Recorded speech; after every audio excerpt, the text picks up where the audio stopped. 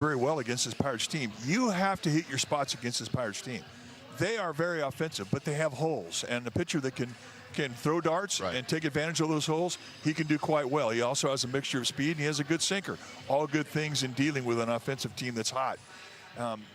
The Giants, from an offensive standpoint, they have to be patient today. Bubba Chandler, the pitcher today for the Pirates, he's got great stuff. You'll see 100-mile-an-hour fastballs, but he also has 26 walks in 34 innings. So you have to be patient. You have to get pitches out of him and hopefully some walks to set up a rally. All right, let's see what happens today as the Giants will head to L.A. after the ball game. All right, folks, still filing into Oracle Park. And when we come back, we'll have the lineups to the first pitch right after this.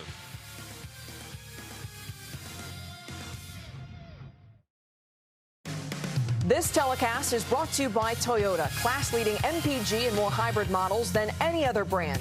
Toyota, let's go places. By Friedman's Appliance in Pleasant Hill, largest in-stock inventory in Northern.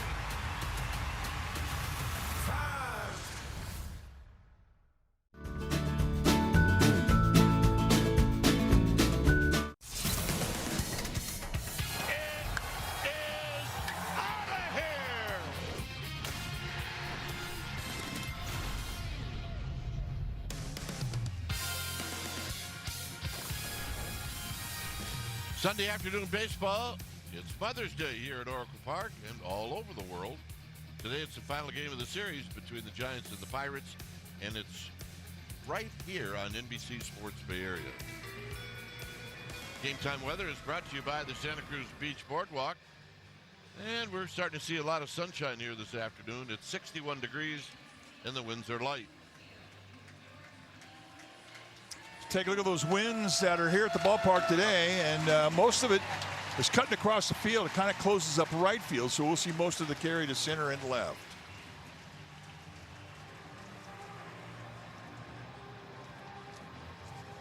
All right, let's take a look at the Pirates lineup brought to you by your Bay Area Chevrolet dealers. It'll be Cruz, Lau, and then Nick Gonzalez. Big series for Gonzalez.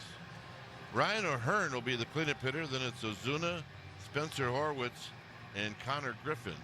Nick York will hit 8th, and Henry Davis will pitch, or will hit 9th, and he'll do the catching. On the hill today for the Giants will be the right-handed veteran Tyler Mahle. Mahle in his 9th year at the big league level. Through 7 starts, 1-4 with a 5.00 ERA. Lifetime against these Pirates. He is 5-4 with a 3.84 ERA. And let's take a look at the StatCast 3D powered by Google Cloud on Tyler Mahle and what he likes to throw. He's got 2 fastballs. You'll see about 50% of what he throws being the fastball. Most of those will be 4-seam fastballs. He's also got a splitter, a cutter, and a slider. And all pitches that he'll throw in any count. He has exceptional command. And we're going to take a look at the Giants defense playing behind Tyler Mahle today. It's brought to you by Walkup Personal Injury Law. Starting in the outfield from left to right will be Ramos, Gilbert, and Lee. Good assist arms across the board.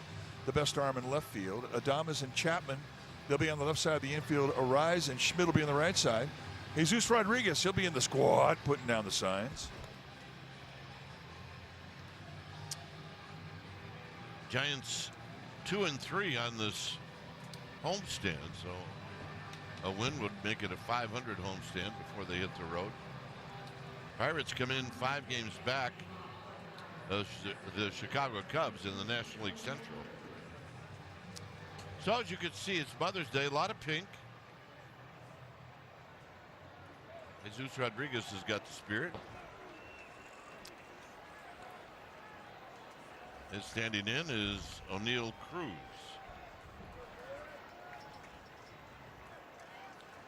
So here's the first pitch of the ball game, and it is outside. Wow. Is that a strike? Well, I thought so, but I'm an old pitcher, so it is perhaps a bit of a biased opinion. That pitch is wide. All right, first pitch of the game. Yep. You can see Rodriguez actually thought maybe about, which would be a first for us, a challenge on the first pitch of the game. So it's 3-0. When you have a tight strike zone, and Tom Hanahan, the plate umpire, has a tight strike zone, there's certain guys you worry about. I don't worry about Mal. I mean, he's a strike thrower. He'll just adjust to it. But it does make you work harder and throw more pitches. And a strike. Cruz is 4 for 9 in this series. Comes in with 9 home runs, so he's got lots of power. Big, tall guy, about 6'7". 3-2. Good pitch on that inside corner. Like most 6'7" guys, Cruz is a middle away guy. He likes to get extended, get those long arms extended through the outside part of the plate, and he can drive it out. Left field, right field, tons of power.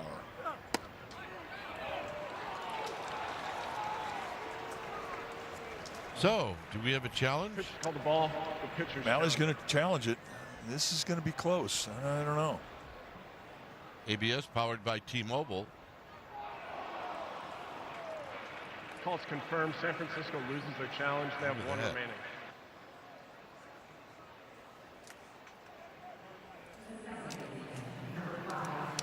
Well, now you got speed. Cruz has got 14 steals on the year. Well, he's going to go. Jesus Rodriguez has had a hard time on the exchange, not getting throws off. There's a pitch down low.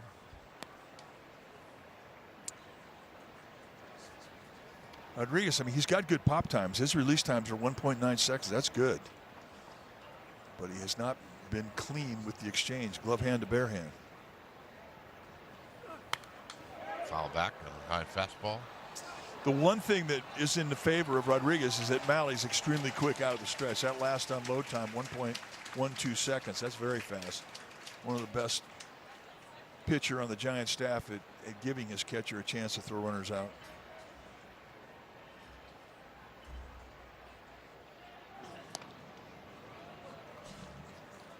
Cruz gets chased back. Brandon Lau is 2 for 6 in the series, and he's 0 for 5 career-wise against Mally.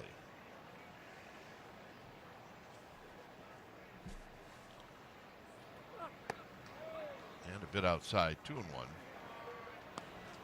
Chapman is way off the line at third, and Adames is pulled over towards the bag, so you can see the amount of space between Chapman and the third base bag.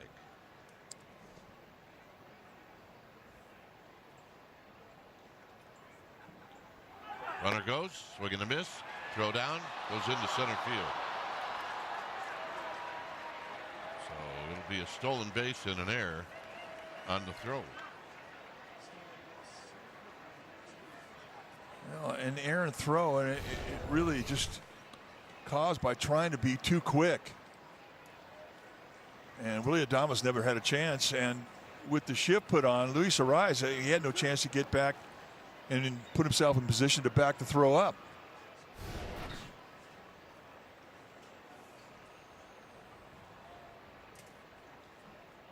So 3-1 to Brandon Lau, and a swing and a miss. 3-2. Or did you get him? Don't trust the scoreboard. Got him! And he gets the strikeout that he was looking for. Thank you, partner. And I don't think you can throw a better splitter than that. That's dirty. Giants will still play the infield back. Here's Nick Gonzalez, who's 4 for 7 in the series. And he takes wide, 1-0. He's pretty much peppered the ball all over the park. See his numbers, he's hitting 323.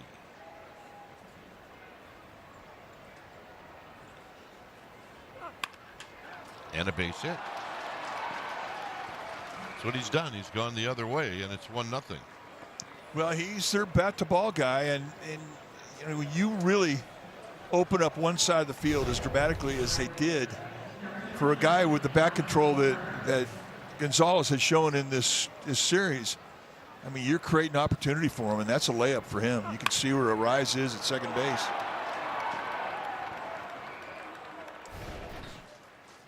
Here's O'Hearn. O'Hearn takes a strike. Gonzalez has 3 steals. I mean, it may be now that the Pirates are just going to test the young kid Rodriguez.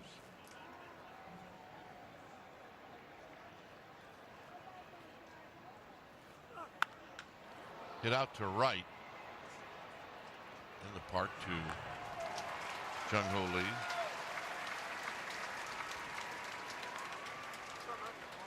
Two down. Here's Ozuna.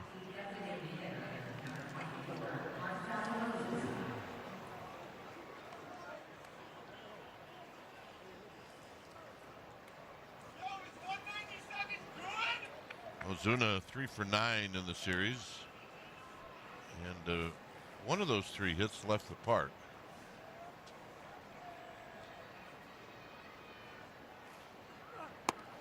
And the pitch is low and away. 1 ball and no strikes.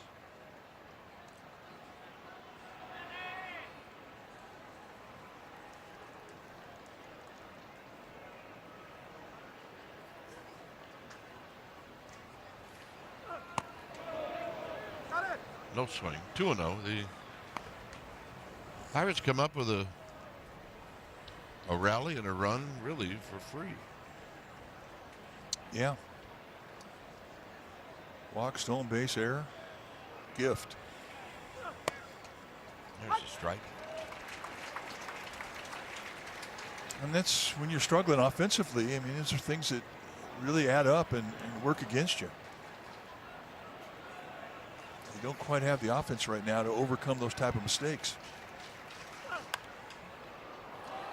Off his fist and out of play. Here doing the honors, it's Tom Hanahan, Scott Berry, Manny Gonzalez, and Jacob Metz.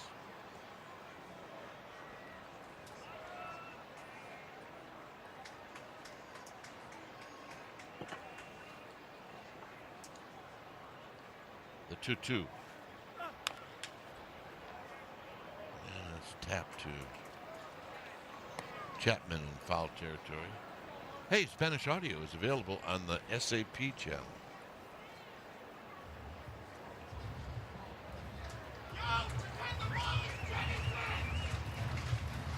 Well, he's thrown 21 pitches.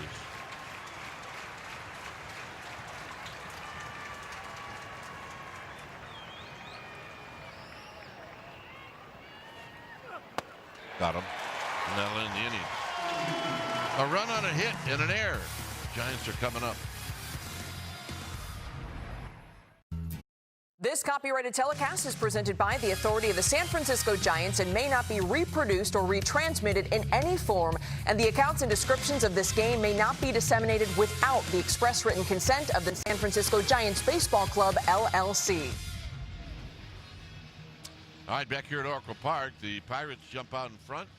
Let's take a look at the Giants lineup. Brought to you by your Bay Area Chevrolet dealers. It'll be Jung-Ho Lee in the leadoff spot, and Arise Schmidt, who's at first, followed by Devers, the DH. Ramos, Adames, and Chapman. Gilbert will hit 8th, and Jesus Rodriguez will hit 9th. This is a lineup that should produce some runs. There, I said it. There you said it. And on the hill today for the Pirates is going to be the right-hander, Bubba Chandler, making his 8th start of the year. 1-4 with a 4.76 ERA.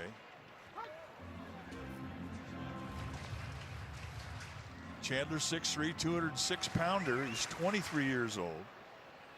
Former 3rd-round pick by the Pirates back in 2021. And he throws hard. He does not lack for stuff.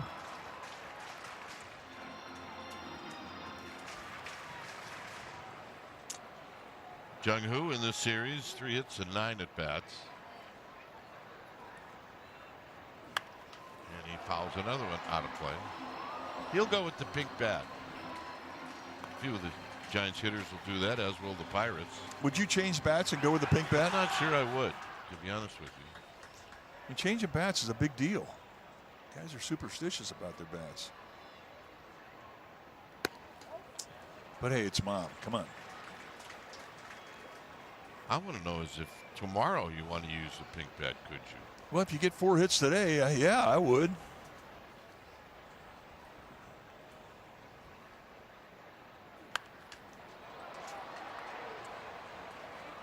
Another souvenir. Chandler, a rookie, first time he's ever facing the Giants. As I mentioned, he's a hard thrower. You look at his statistics. I mean, the one blemish on the scorecard is his walks. He's got 26 walks in 34 innings. Roped out to right center field, but not today. Good at bat. All right, let's take a look at the StatCast 3D powered by Google Cloud on Bubba Chandler. We told you that he throws hard. You're going to see a lot of fastballs. He's about 55% of the time, and they're high 98 to 100. Changeup, slider, sweeper, curveball, all of those pitches he will throw, but the changeup and slider are his 2 primary weapons.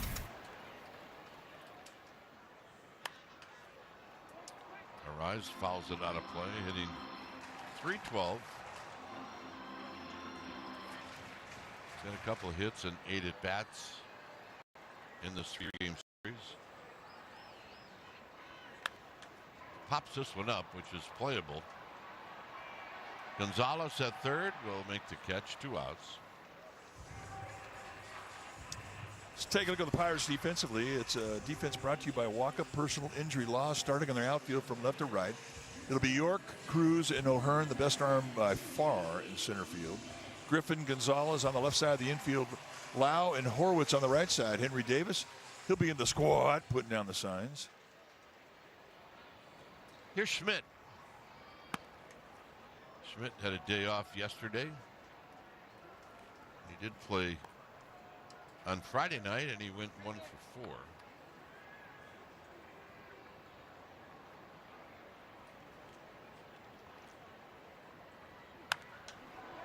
There he pops it up.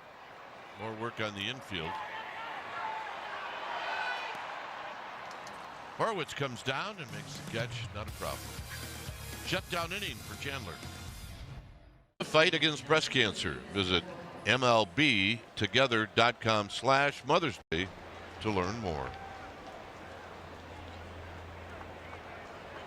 Here's Spencer Horwitz with the Pirates leading 1-0. Horwitz takes a pitch high. He's 2 for 4 in this series. Connor Griffin and then Nick York.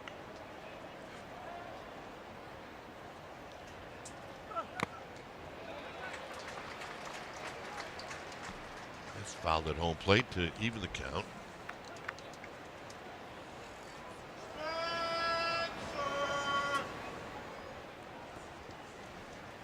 Off the line again at third is Chapman. And a strike to make it 1-2. Still just getting used to that high strike that is definitely in the ABS strike zone. Just never saw umpires call those high strikes.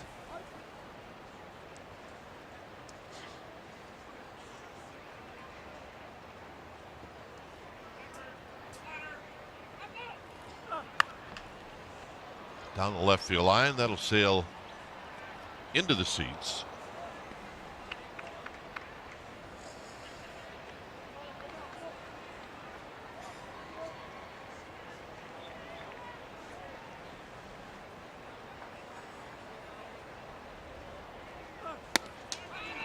Got him.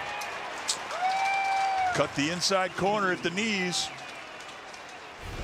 And leaves Horwitz standing. They set an outside target. It's kind of away from the intended target.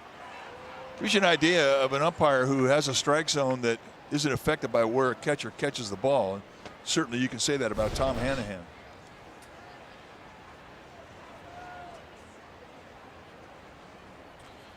Here's Connor Griffin. And he takes a strike.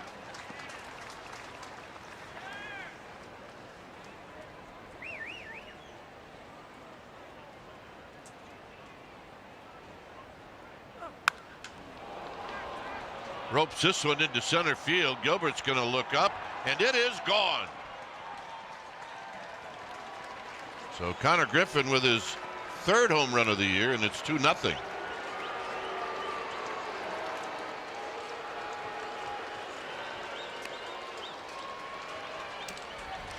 So the rookie who has really opened up eyes in Pittsburgh impresses the Giants here. A little lazy breaking ball to steal a strike, and he was waiting for it. 6'3", 225-pounder. Just turned 20 years old last month. And he has a very bright future, partner. Here's York, who takes a strike.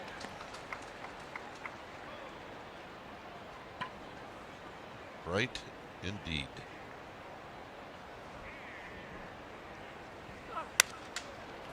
Soft line drive to Schmidt. You know, that's the thing about, you don't see the Pirates till about a month into the season. You read about these guys, but you really don't get a chance to see what they look like. Well, he looks like the real deal.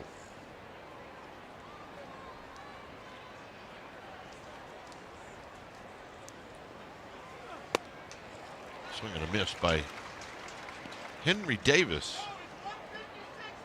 He shares his catching duties with Joey Bart, who had 4 hits last night.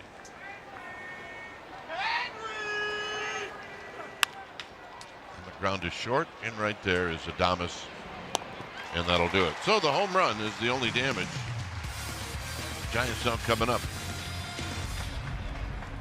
This telecast is brought to you by Roaring Camp Railroads. There's magic in the Redwoods. Travel over trestles through towering redwood groves to the summit of Bear Mountain. Here's Devers, and Devers takes a strike. Giants trail now 2-0. Devers, a couple of hits and 7 at-bats in the series. 1 hit was a home run. Tries to hit one out there, and it's 0-2.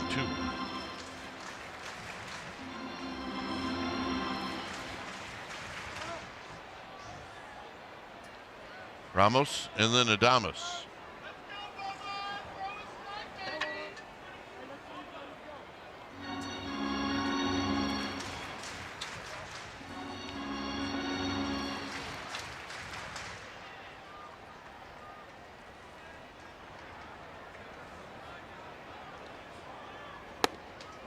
High, 1-2. Just an easy 1-hundo.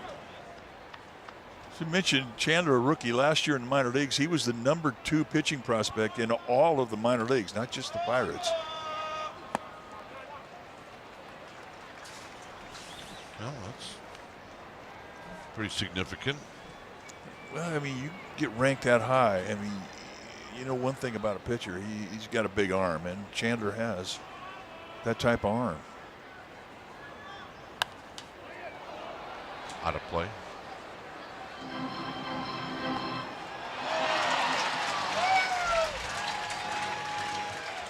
We had a nice catch. 2-2.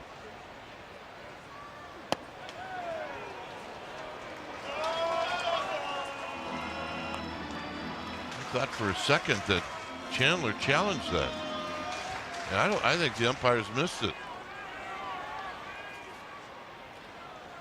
Here's the 3-2. Out of play. Let's take a look at the fan making a play. Oh yeah, brought his first baseman's glove, snagged it. It's going, Dad.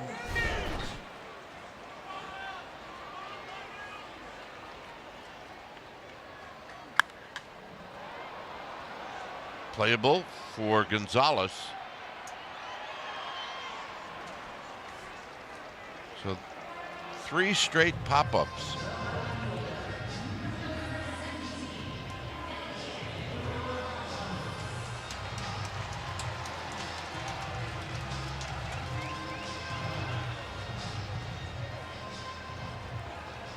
Here's Ramos.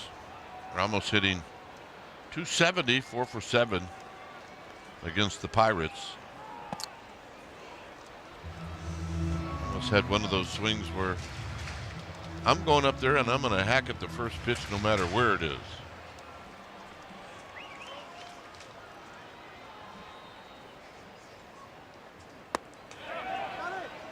They'll swing to even the count.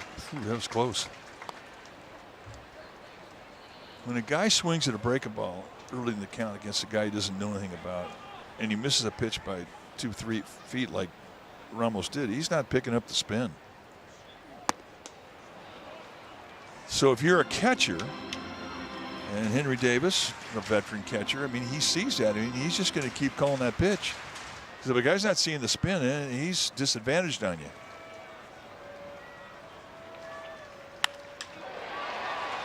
Lined into center field, but right at Cruz.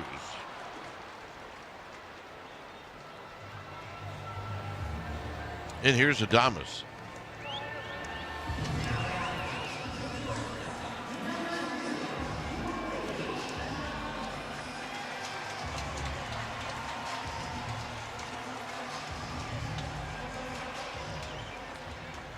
Adames 2 for 8 against the Pirates.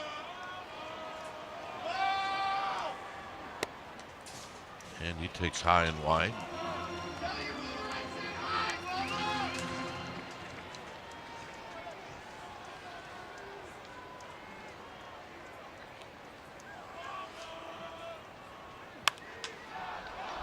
Another pop-up. This one to shallow right field. It's got personality, and it's going to fall. Adames never stopped, and he's got a double.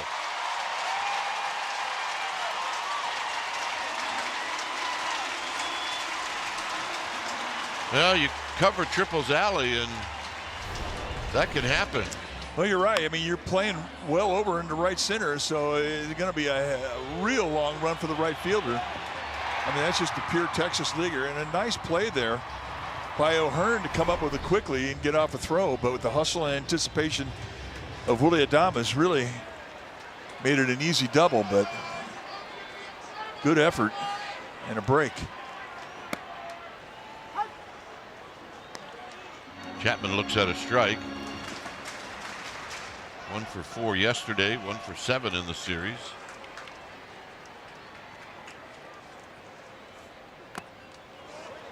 Got a piece, it's 0-2.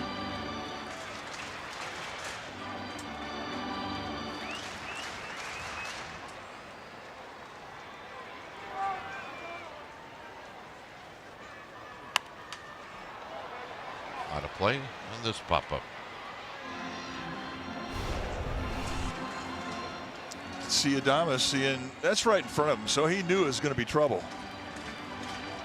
So early anticipation.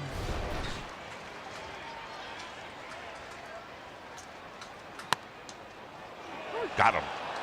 Yeah, that's one you got to look at. Pitch called a strike, the batter's challenger. Strike zone on the first base side has been wide. There's been a lot of gifts. I don't think this was close. And it was. So that's going to end the inning. It remains 2-0. Pirates. Shows you what I know. This telecast is brought to you by Hawaiian Airlines. Hawaii starts here. Here in San Francisco on a beautiful Mother's Day, it's 2-0 Pirates. So it'll be the top of the order. And O'Neal Cruz, who scored in the first inning.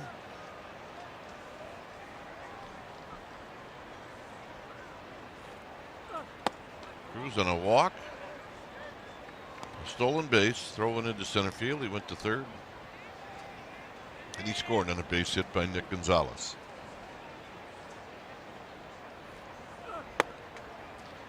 Strike. It's 1 ball and 1 strike.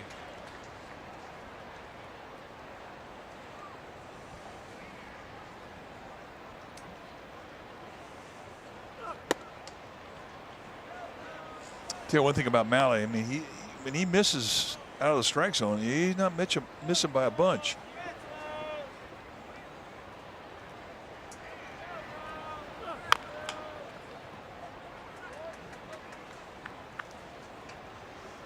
Dribbles foul.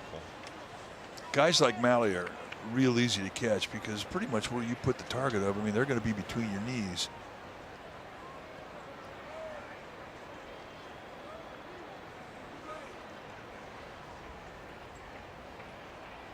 Here's the 2-2. And Casey Smith will glove this in foul territory. Well, we know where the Giants are going after the game. They're going to LA. The Pirates will go home and they'll take on the Rockies. Are they playing tomorrow? They are playing tomorrow.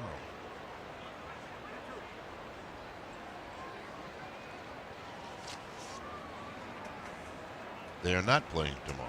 That'd be a tough turnaround coming across country. 3-2. Got him.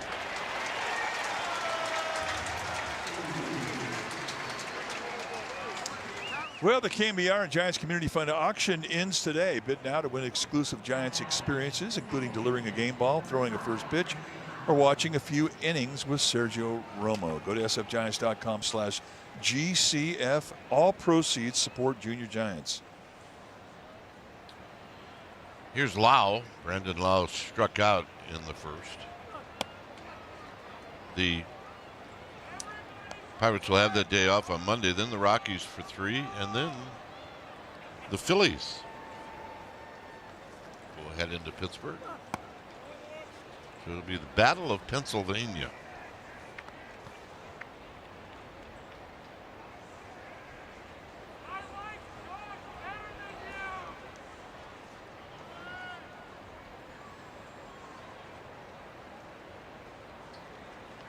Two and 0. And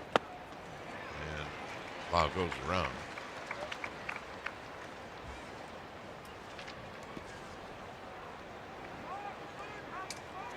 Now he works pretty quick. This will be pitch number 44. That's him on a high fastball. 2-2. I mean, the pitch clock will make you work a quick pace. But if you're a sinker baller like Malley and most of the Giants staff, I mean, working quick is a really good thing. Keep your infielders engaged. Well, that's a strikeout, but one that almost clipped Nick Gonzalez in the on-deck circle. Well, and it gets through the fence.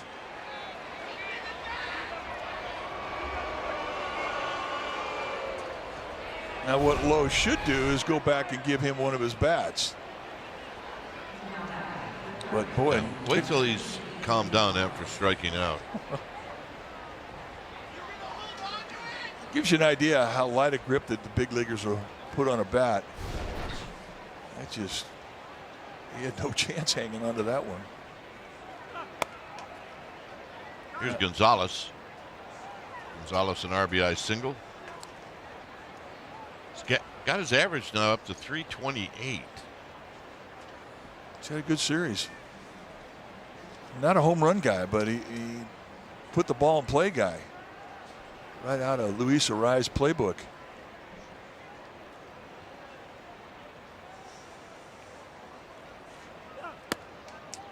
So you ask, where does coming in at 323, where does that rank in the National League? Well, I'll give you the answer to that. How about ninth? Well, I think this year, because of the ABS and the smaller strike zones, you're going to see more 300 hitters than you've seen in the last several years. 300 hitters are getting rarer and rarer.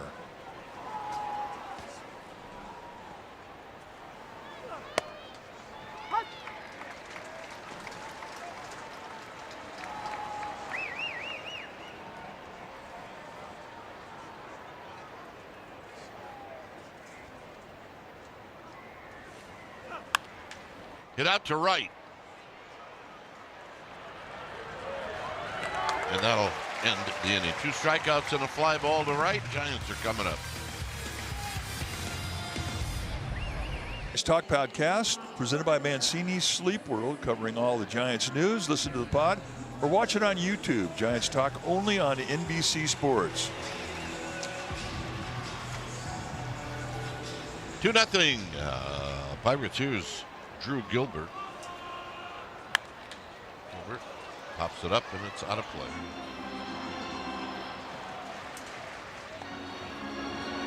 Gilbert's got a hit in 7 at-bats since Friday night's game.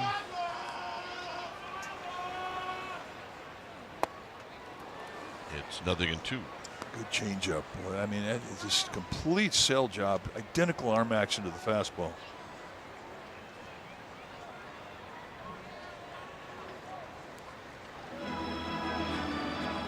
Definitely make you step out of the box, call a timeout, and regroup.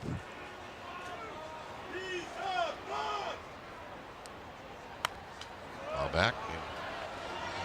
Got something to hit there at 99. See high fastballs, you see a lot of foul balls straight back.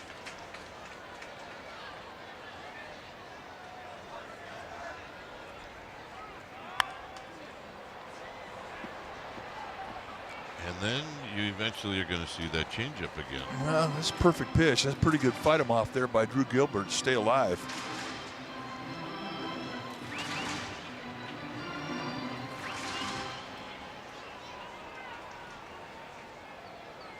I love Mom and Giants baseball. And you're in the right spot. Yes, you are. And happy Mother's Day to all you moms out there. And a reminder to call your mom today.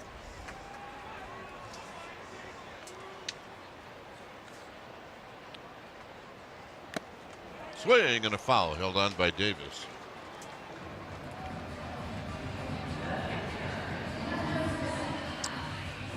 Also, a happy birthday to one of our favorite Giants ever, Robbie Thompson. 64 years old. Hard to believe. But he's Robbie Thompson, and he's here to stay. Down the right field line, foul.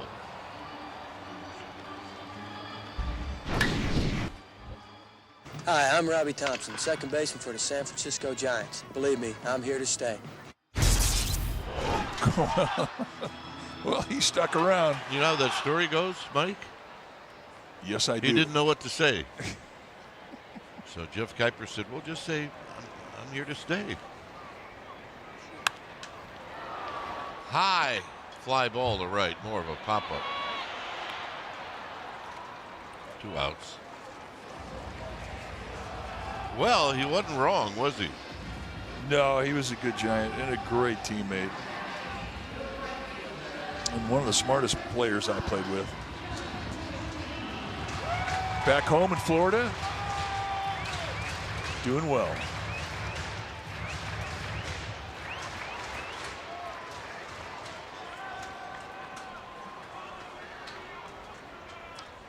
Here's Lee. Lee takes a strike. Well, for a guy that has issued a lot of walks, he's been throwing the ball in the strike zone today. Like that, it's 0-2.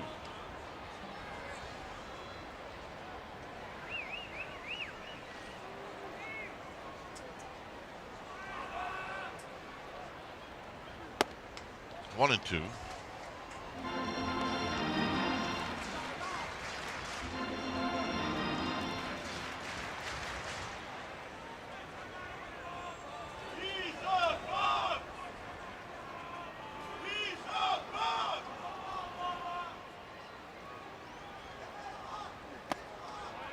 Down low, 2-2.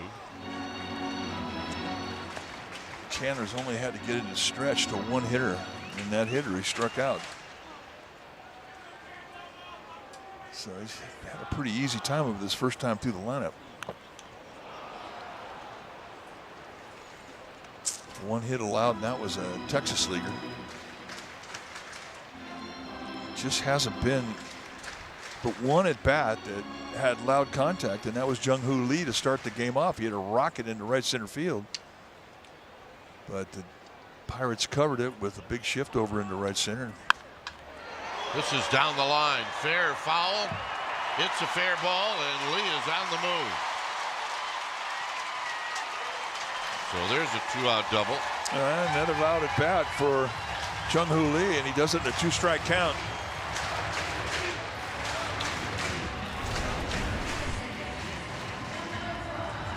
Comes right middle in, and Jung-Hoo Lee says, "That's what I've been waiting for."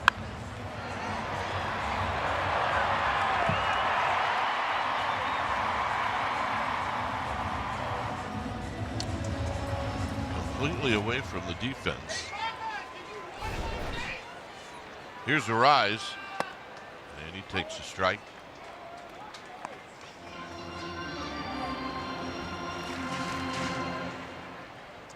Pirates are giving the bunt third baseline.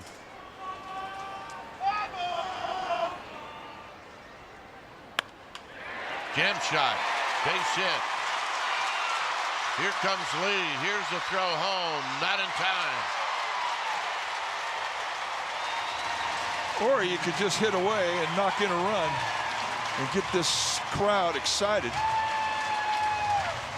And a nice aggressive call by Hector Borg over at third base in the coaching box, waving Jung-Hoo Lee in. And with 2 outs, you're going to get a good jump. How many times have we seen it where Luis Arraez would just take and throw that ball to left field?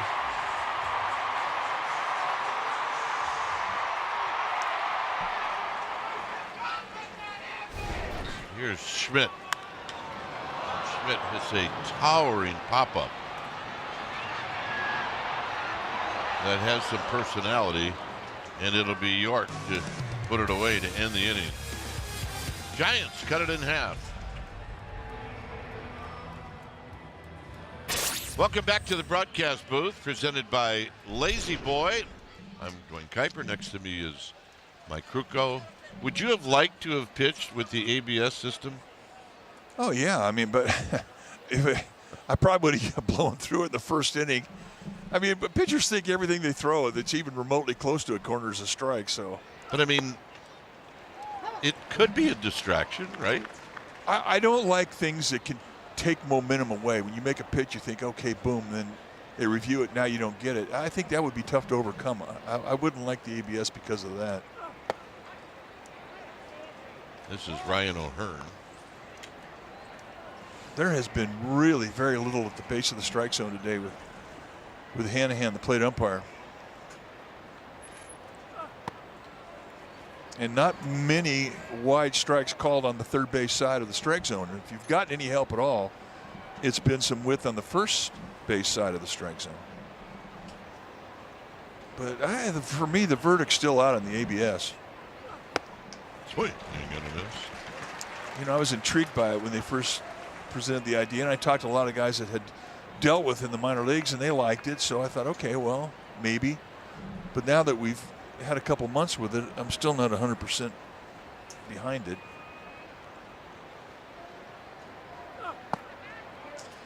I mean, I've always enjoyed the personality of the umpire's effect on a game. I just think that's just a huge part of it, and we kind of diluted it a little bit with the ABS. Got him. See ya. Well, I'll just go one further. I enjoy watching an umpire work a game if he's a good umpire. Yeah. Yeah, guys that are inconsistent or have a floating strike zone, that's a different deal. Really aren't many guys like that, though. Here's Marcell Ozuna, who struck out in the first.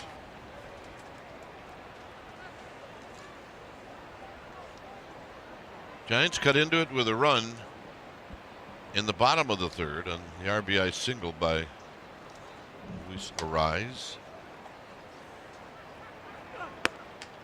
Pitch is wide. Right now, the difference is the home run by the shortstop, Connor Griffin.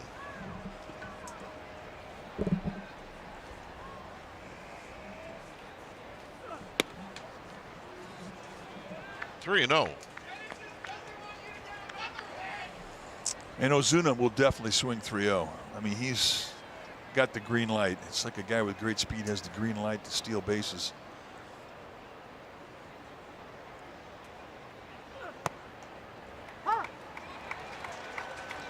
He challenged. Pitch called a strike. Batter's Looked challenge. like a strike to me. Yeah, me too.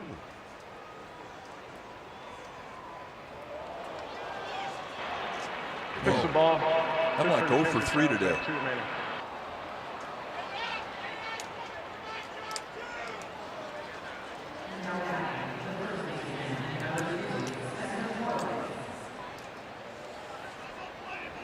There's one of the moms, maybe even a grandmom here at the ballpark.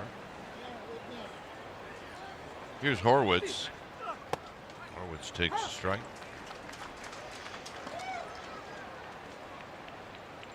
Mother's Day and a sellout crowd. Sunday afternoon. A beautiful ballpark by the water. Unbelievable.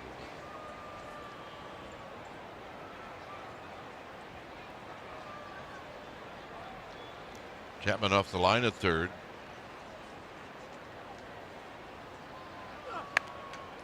There's a check swing roller foul.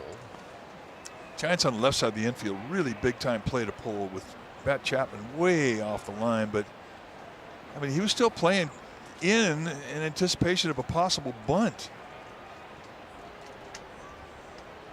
So odd to see Chapman play in because he's one of the few third basemen that plays very, very deep at the cut of the grass, and he can do that because he comes in on the ball so well.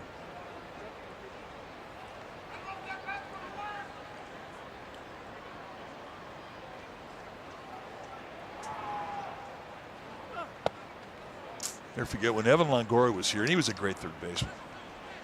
And you know the shifts at that time were really extreme. And I asked him, "Does it bother you with all these shifts that they make you play? That you, if you're doing it on your own, you never would be playing in those shifts?" He goes, "Yeah, it did, about 10 years ago."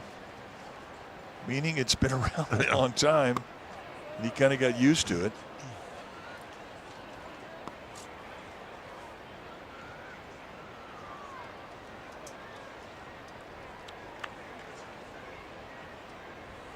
And I guess you would just, you know, it isn't going to change. If Chapman has ever played shortstop, then basically that's where he's at right now. Hop up.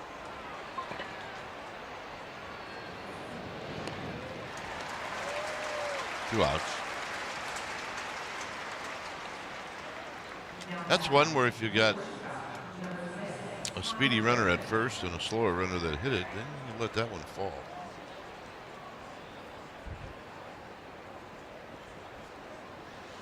Here's Griffin.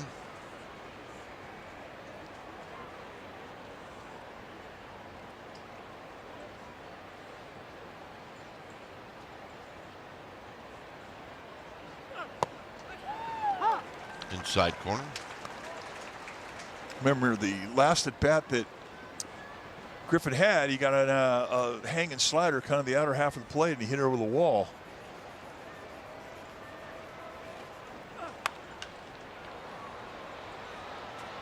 He's going to hit this one down the right field line and out of play. And for Tyler Mahle, I mean, you don't know anything about this kid, and you just learned a whole lot right there. You must make mistakes with breaking ball out over the plate up, and he can make you pay. And he took on the deep part of the yard. One of them. There's a couple of them. Deep parts of the yard. Got him. Malle's got 7 strikeouts. It'll be Devers to hit first. All right, let's check out our play of the game presented by your California Ford dealers. 11 years ago today on Mother's Day, Matt Duffy sent everybody home happy with a 3-2 walk-off win over the Marlins. Duffy's single capped a 2-run rally, which was started by a 1-out single by Andrew Susac. And you know what's really odd about looking at those highlights? No names in the back of the uniforms. Devers down the line, foul.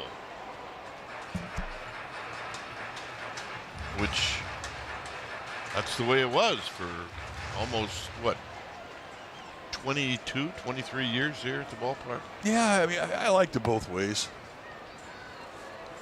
I think it definitely helps the fans identify a player, but there is tradition involved with it, which I respect. Basically, I don't think you can screw up the cream jerseys and uniforms. I love them.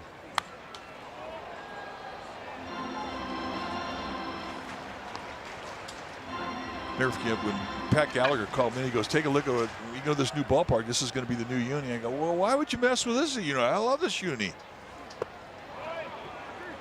It was the Will Clark uniforms that they introduced in 1983. We really loved them. But when they brought the new creams into this ballpark, I mean, we fell in love with them right away. Roll to second. Right there is the second baseman, Lau.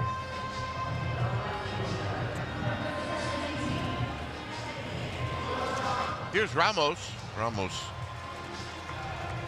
lined out to center field in his only other at bat.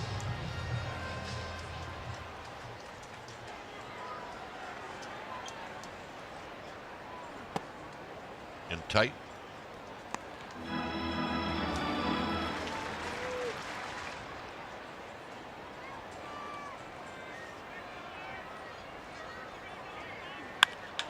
High drive to left.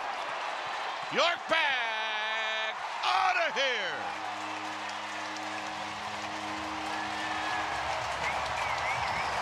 That's the swing, and it's number 4, and this game is tied.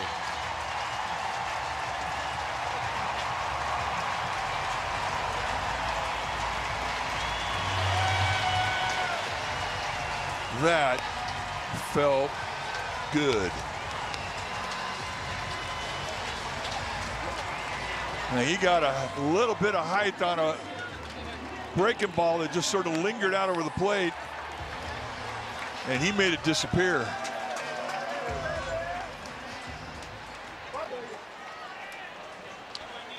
Here's Adames. And Adames trying to give the Giants the lead. Foul this one right off of Henry Davis. Take a look at this lazy breaking ball, and boom. And you talk about getting both cheeks into it. That happened. From the splash cam, that's a big one.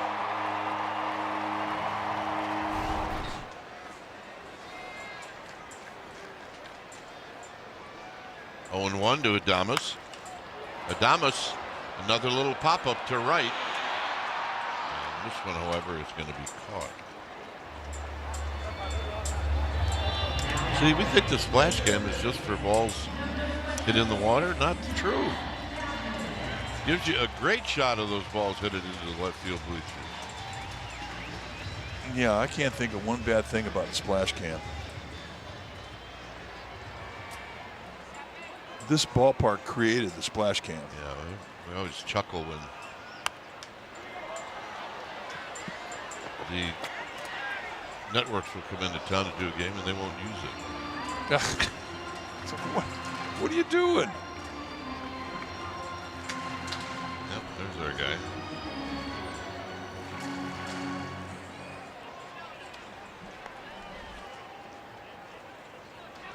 Eric manning the splash cam.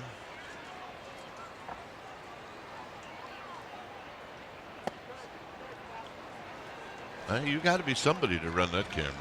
Not an easy camera, and it's not like you get a second chance on any home run. You got to be there. But Eric does a great job putting it right in the middle of the frame. I guarantee you that if I'm up there and I'm going to get a seagull before I get the ball, that's for sure. Oh, yeah. Yes, the perch. Remember all the people that Muldowney met up there? Yeah, Mike Muldowney, he was mayor. Hit to left, but it's in the park. And that'll do it. We got a tie game thanks to this home run by Elliot Ramos. And look, it lands in the bleachers, and it's bye-bye baby. It's 2-2.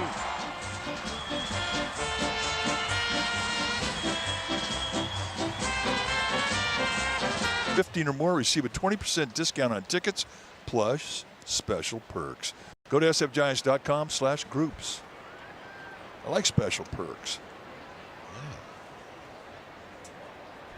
Here's York. Up the middle, hit sharply, but right there is Adames. Un pitch, 1 out.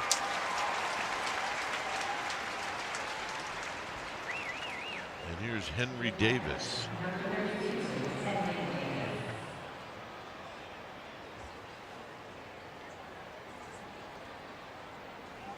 Davis bounced out to Adames.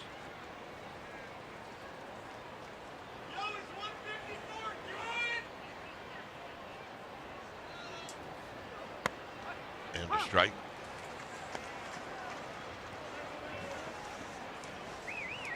That was pitch number 70 for Tyler Mahle.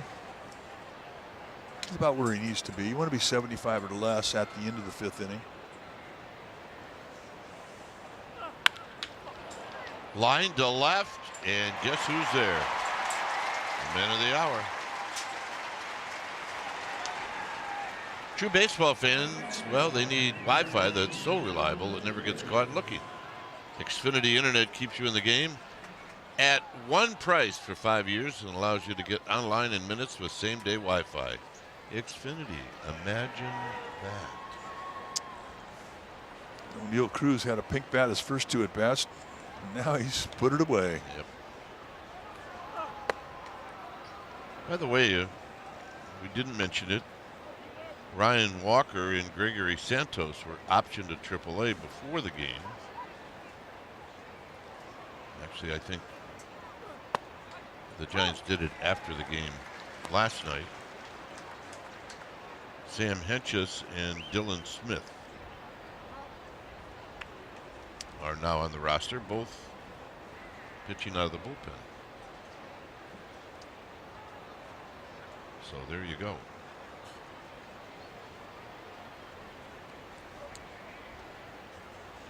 Here's the 1-1.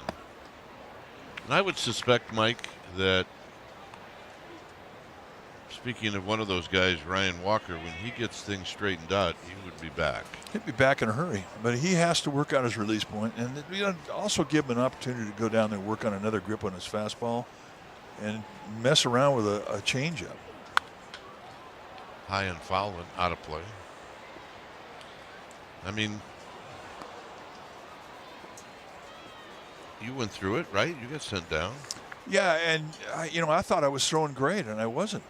And I had Harry Dunlap, who was my manager in AAA, and he saved my career. I mean, he got me back in about 5 minutes. Hit to left. Starting to carry, and at the top of the wall and gone. How about that? I thought it was a fly ball. Well, that's the thing about guys with power. That's exactly what it was, only their fly balls go over the wall. What's impressive is that he just backspins it the opposite gap. I mean, you can't even gauge how strong this guy is. But this is a pretty good example. And I think there wasn't one part of that play that Elliot Ramos didn't think he was going to catch it. And I think Mahle thought he was going to be caught.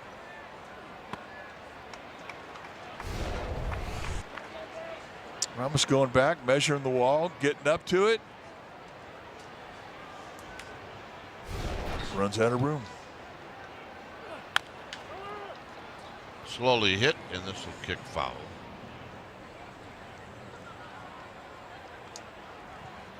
So O'Neill Cruz changes his bat and hits a home run. It's always the bat. Well, I think he feels that way.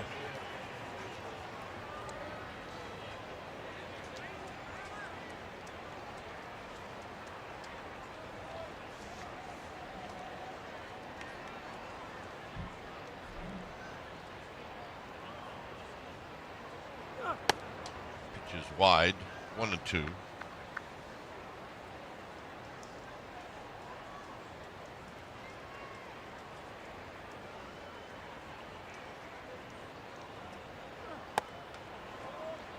Two and two.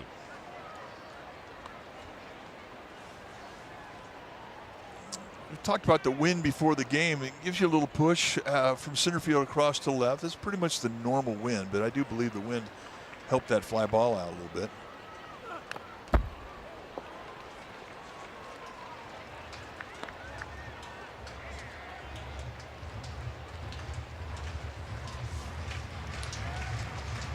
Two balls, two strikes.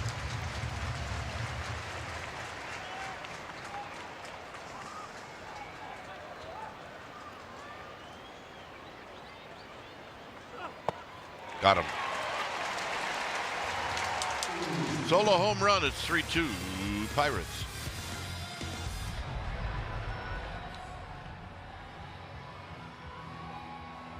At NBCSportsBayArea.com/AST and check out Kristen Kircher as well as all the other finalists and vote now. They need your vote. The winner will win $30,000 for their school, so please help.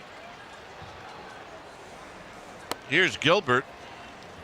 Gilbert struck out in the third. It's a 3-2 lead for the Buccos.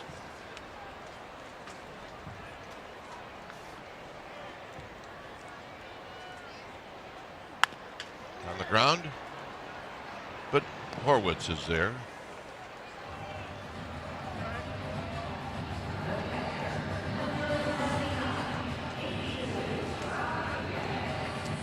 So here's Rodriguez.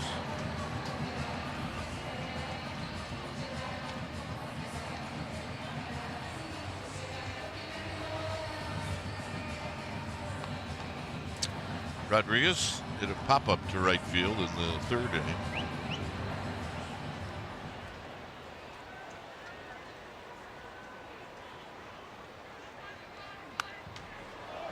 It's a healthy rip and fouls this one straight back. He does come up there ready to hit.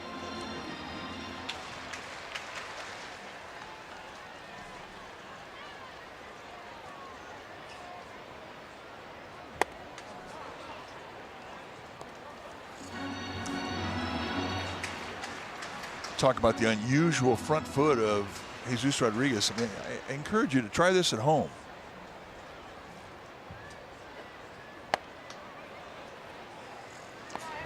But the position that you get in to start is never the position you are when you're getting ready to hit. The thing will open up, take a stride, it plants, hands will be high. I mean, and you know, you think back of all the guys that we've seen that had like the weirdest setups, but by the time that they were ready to go out and throw a swing, they were in the same position pretty much that you have to be in.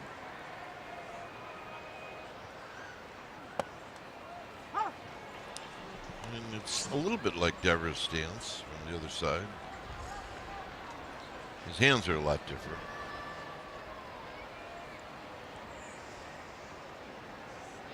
Devers is more open.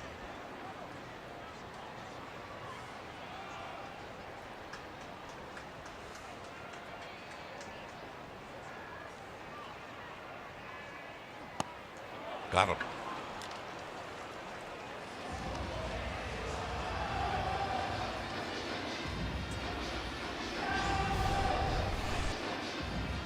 Here's Jung-Hoo Lee. Yeah, he goes out of the strike zone and swings at what would have been ball four, so it becomes a frustrating at bat for Rodriguez. He worked hard to get to the 3-2 count and winds up helping the pitcher.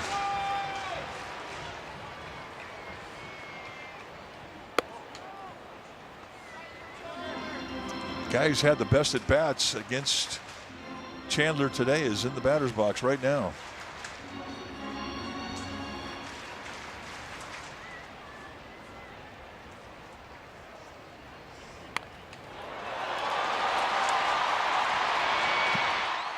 Down the right field line, and on the move is Lee, and Lee is going to put on the brakes.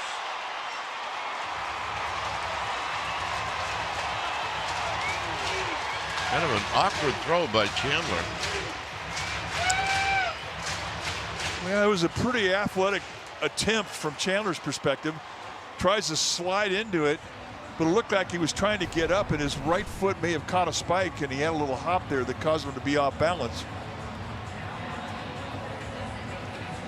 And it kind of gets thrown down the dirt into the runner, and the Giants get another base. He almost pulled it off.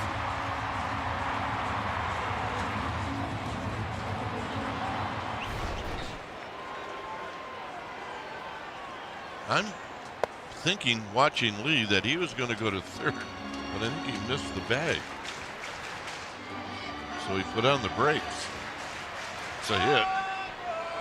And then an error on Chandler.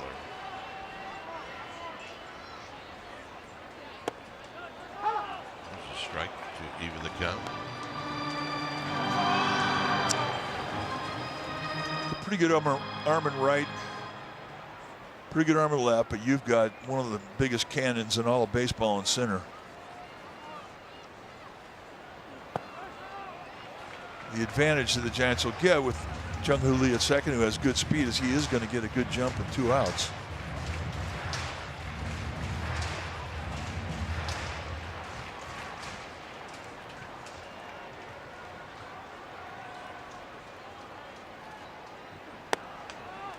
Three and one. See if Jung-Hoo missed the bag.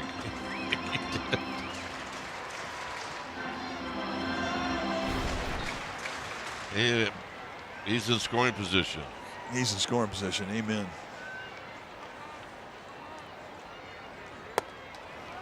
That's the pitch around, folks. And that's a rarity. A walk.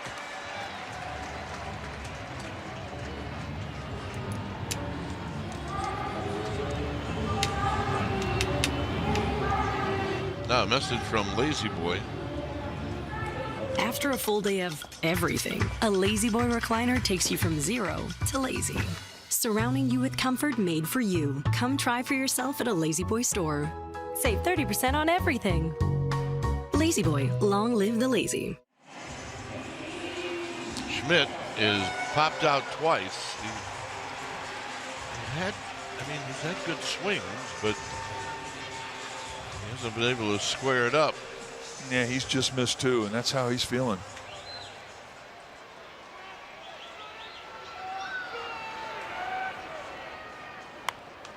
A little pop-up out of play.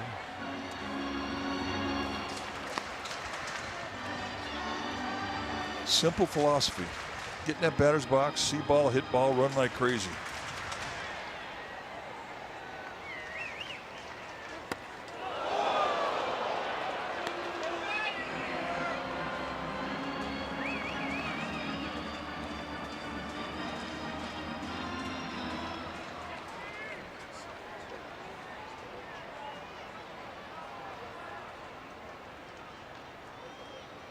Here's the 1-1 to Schmidt.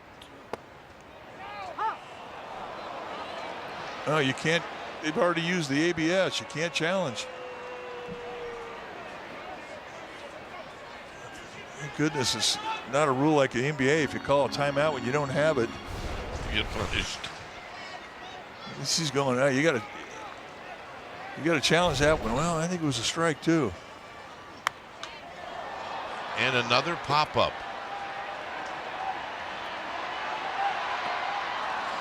Side retired. 6th inning coming up.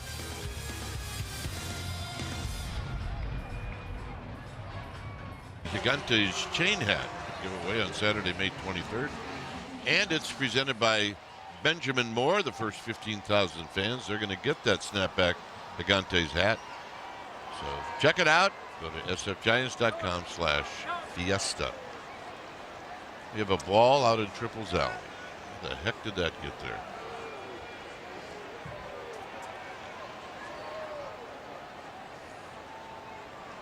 Well, it found a good home. And to answer your question, I don't know how it got out there. Here's Gonzalez.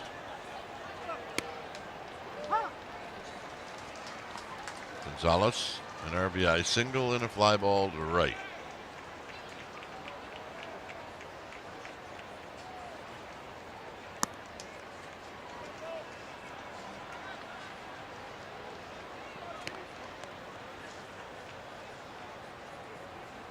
O'Hearn on deck. And then Ozuna. 1 and 2 on the swing. Anything gonna miss? Perfect cutter. I mean, you're talking about paint. O'Malley can do that. Now he has big time leverage. Hit towards the end of the bat and out of play. That's where you want to be on a 1-2 count. You don't want to be in the middle of the strike zone. You want to be off to the side. Make that guy swing at your location.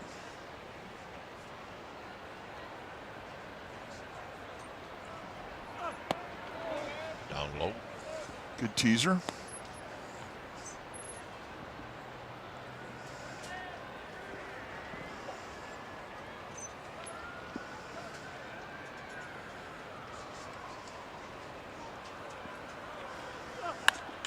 Line drive, center field. Gilbert back. He settles.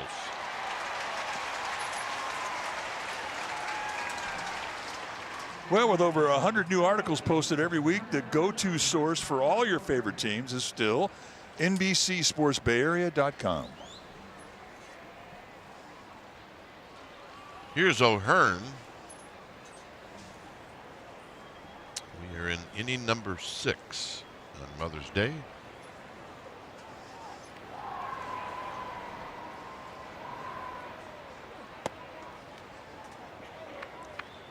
O'Hearn today is flied out and struck out.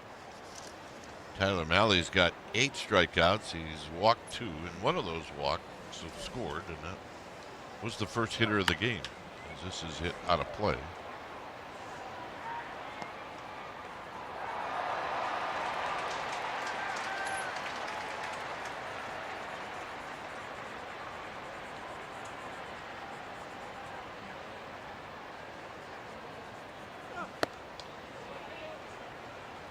Not a bad pitch, but call the ball. All right, let's take a look at the left-hander. Had him played perfectly. Had a babe.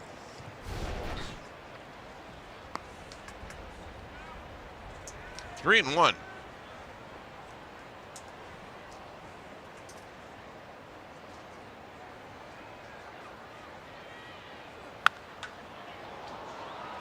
Way out in front is O'Hearn. It's 3 and 2. That's a feel-good strike.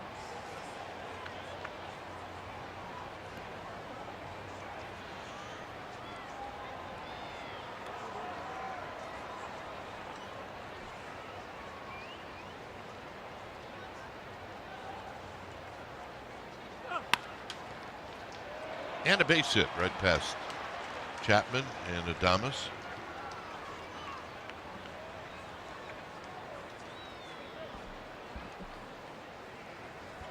Well, the Pirates have done a good job of just hitting it away from the defense today. I mean, you'll never get criticism from us. The job that our staff does putting together a defensive plan, more often than not, they're right on. But then there'll be games that you get a little frustrated. And if you're on the mound, I mean, you can't help but feel a bit frustrated. When that ball was off the crack of the bat, you're just thinking naturally, well, that's going to go right to the shortstop. Oh, wait, not so fast. Keaton Wynn starting to get ready.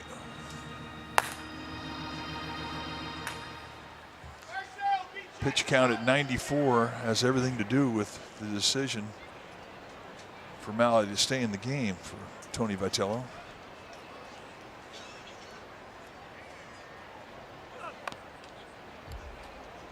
Ozuna with a check swing foul. A strikeout and a walk for Ozuna.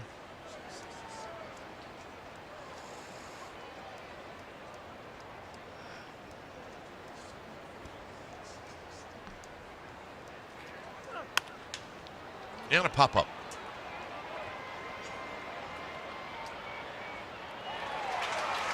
Arise hung in there the whole way.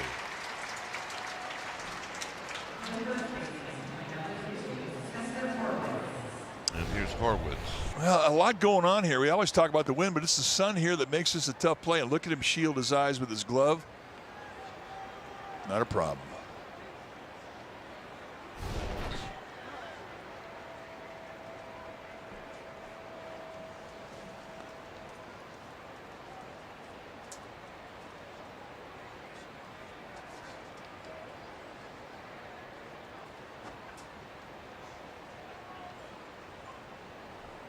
Horwitz.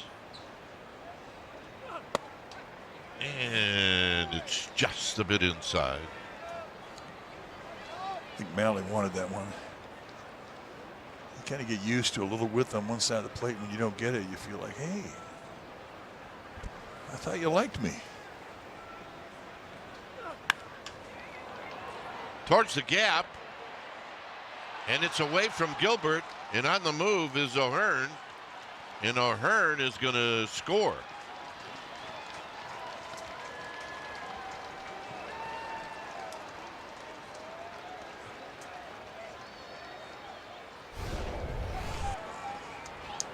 Take a look at where the pitch was. His movement, that it was two-seam movement running out over the plate.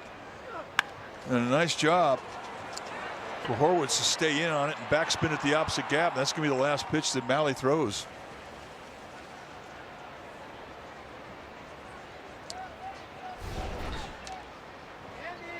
So time for a change. Switch to Comcast Business for all-in connection and protection your small business can rely on. We'll be back.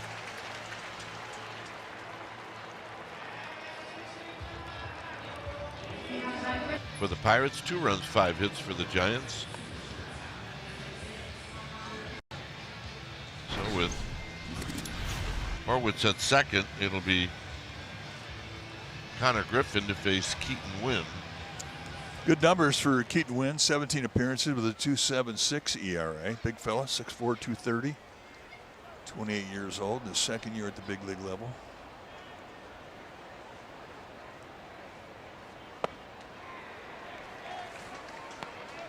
And opens him up. Looked like a split. And broke him down. That was movement he was not expecting.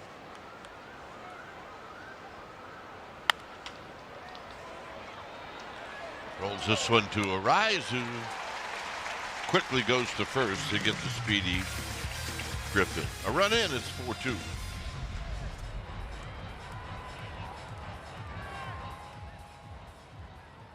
After today's game, the Giants will hit the road for a 10-game road trip.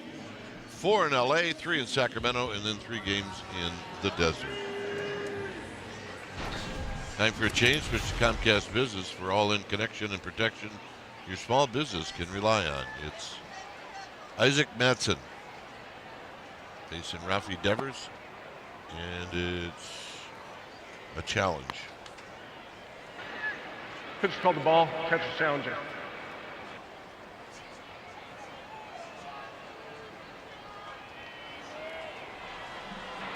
Pitch strike. Pittsburgh retains the challenge. They have 2 remaining.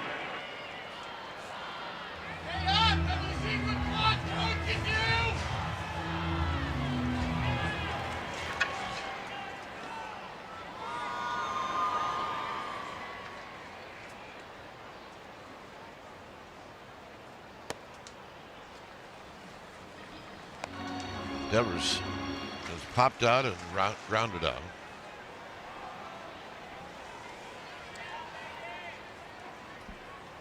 Madsen in his second year at the big league level.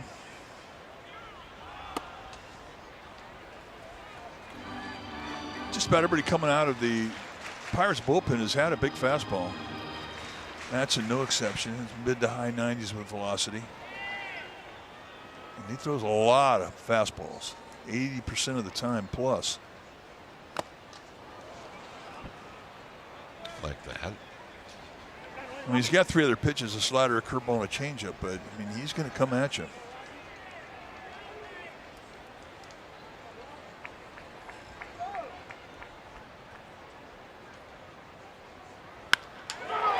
Struck well to center field. And it's up against the wall. And Devers is headed for 2, and he's going to make it.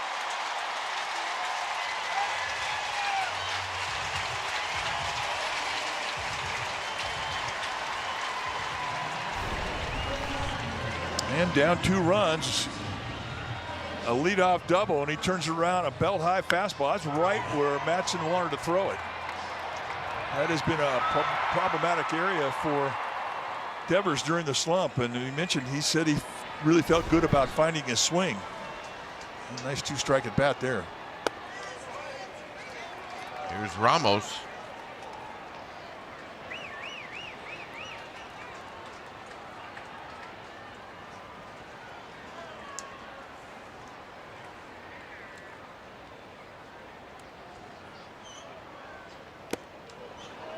Ramos for the home run in the 4th inning.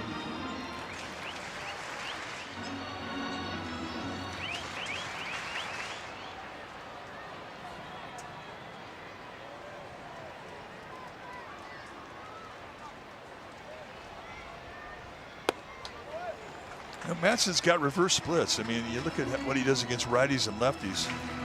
Righties hit him at a 265 clip, and lefties hit 207 against him, which is odd, especially when you're throwing 80% fastballs.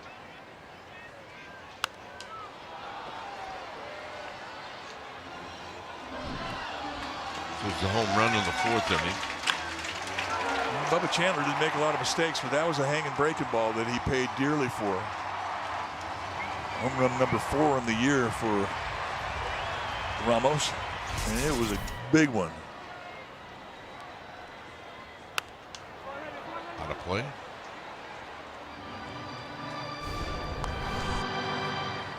Take a look at the numbers on it. It hit it at 110 miles per hour, and how far did it go? Well, 437 feet. Launch angle. I don't care. You don't care.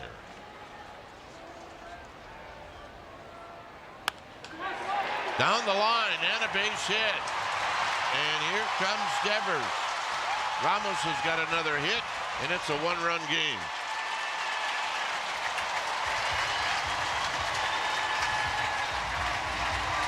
Boy, I mean, how many times have we said that since he's gotten hot? I mean, with 2 strikes, I mean, he just thinks inside out the other way. Gets a little 2-seam movement coming back into him. And he was in position to take advantage of it to right field. He's had 3 really good at-bats today. His out was a line drive to center field. So here's Adames.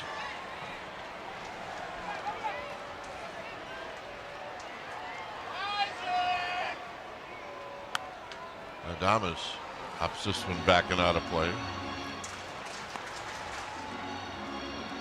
Giants with 7 hits on the afternoon. 5 of the 7 extra base hits. Out of play again, nothing in 2.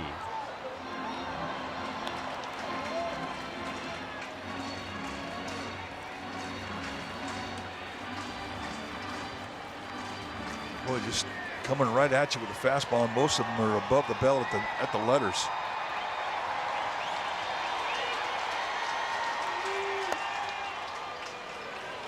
Ooh. He challenged it? Pitch called the ball. Catcher's challenger.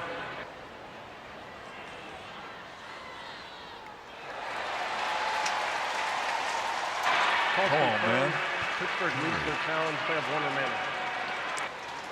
Hey, he felt like they were in a good rhythm Well, with the challenge system. he missed by a ball. I mean, Thomas wasn't buying it. Should be a $50 fine. 1 and 2.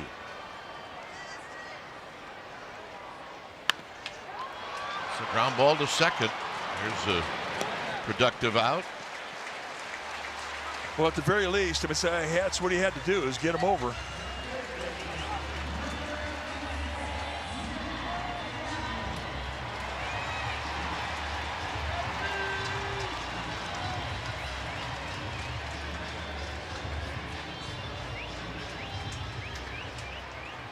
Fly ball situation for Chapman. Infield comes in.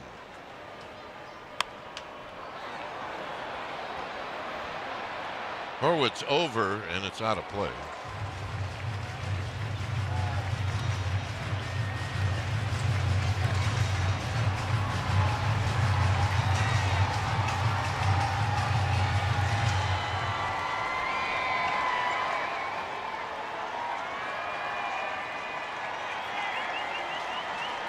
Oh, and 1.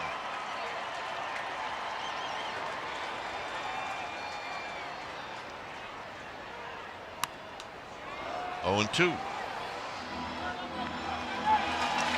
Well, Matson pitching for the strikeout with a runner at third and less than 2 outs.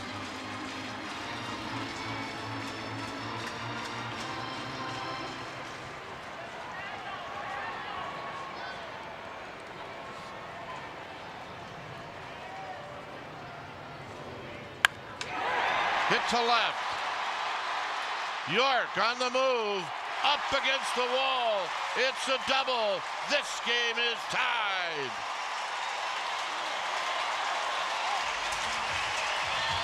And another great at bat with 2 strikes. That looked like a one-handed swing. Well, you know, he's a guy that has such a strong top hand, and it really shows in this swing. He doesn't use a lot of lower body, and yet he still gets it out to the wall and almost knocks it out of here. I mean, if he looks at that, he's going to say, you know what, I barely swung at that. That's a Fred Couples swing right there. And that's going to be Matson's last throw. We have a brand new ball game. And for Chapman, who's been struggling, that has to feel good. So we're going to take a break. This game is tied. Giants have tied it up here in the 6th. Chapman's at second with 1 out. Mason Montgomery is the new pitcher. He's a lefty, and he'll be facing the left-handed hitting Drew Gilbert. Well, and he's got great stuff. 22 strikeouts in 14 innings. Another guy you'll see 98 to 100 mile an hour with the fastball. 25-year-old lefty. Little dribbler. And they got him. What a play by Henry Davis, the catcher for the Pirates. He really had to get out from behind the plate quick, and he did. Well, I mean, just kind of lunging forward. I mean, he could have thrown this thing in the right field easily.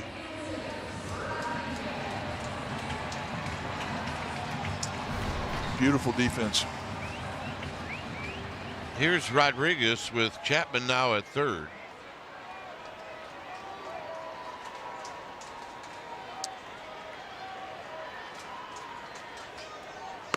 And it's very high. It's got a couple of bases that are open if they would choose to pitch to Jung-Hoo Lee.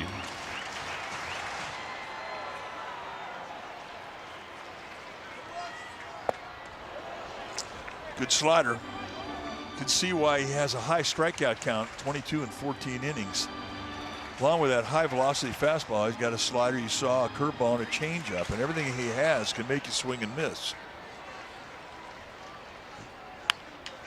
And the ground is short.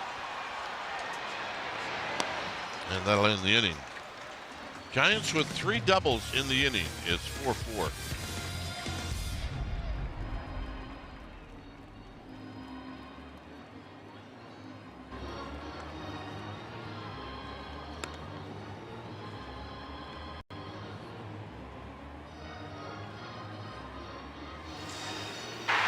All right, time now for our game summary. It's brought to you by Toyota. Through 6 full innings of play, it's all knotted up. 4 runs, 5 hits, 1 error for the Pirates. 4 runs, 8 hits, 1 error for the Giants. A good pitching match between Chandler and Malley. Malley with 8 strikeouts, a season high for him. 2 solo shots for the Pirates with Griffin and Cruz, and Elliot Ramos with a bomb. And when you wrap it all up after 6, it's all tied 4-4. Once again, here's Dwayne. All righty. And it's Nick York to lead things off. And he hits a pop-up. And it's going to be Schmidt who tells Keaton Wynn, get the heck out of the way. You're a non-athlete pitcher. Yeah. He didn't say that, folks. Oh, my goodness. I only said that because of who I was sitting next to. Yeah. Yeah. Because in my opinion, Yeah. sometimes it's an easier play for the pitcher to take the pop-up. It is. I mean, he's talking about athletes. I mean, Keaton Wynn was an all-state wide receiver in Iowa. That's a football state. It is. That's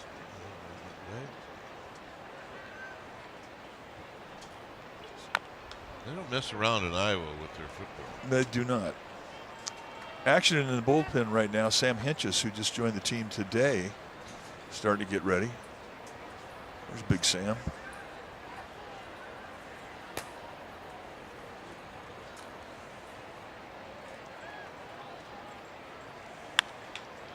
Shot up the middle for a base hit. There's Henry Davis. Picks up a base hit.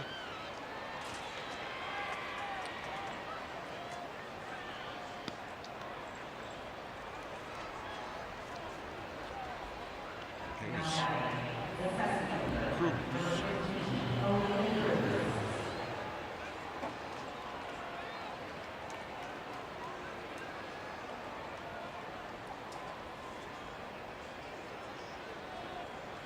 Cruz, an opposite field home run in the 5th. On the ground to second. 1. Not in time. Chance to look at it. It only takes 4 strides for Cruz to get down to first. You're right. I mean, when he wants to go, he can put him up and put him down. Pretty sure he beat this. Perfect feed from Arise. Yep. He beat it.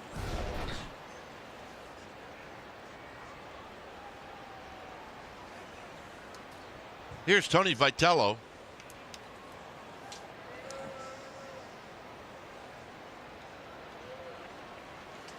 So Wynn is going to depart. We're going to get a new pitcher. We'll tell you about it when we come back.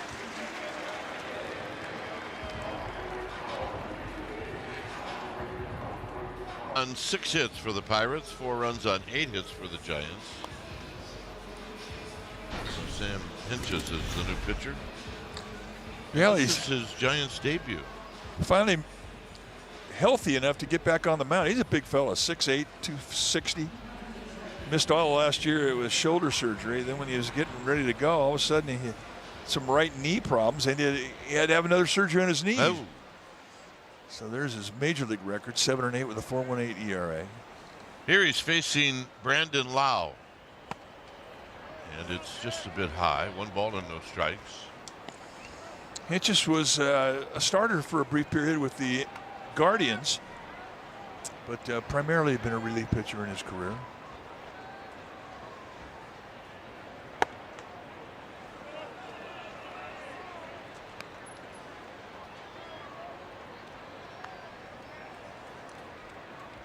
Brandon Lau has struck out 3 times.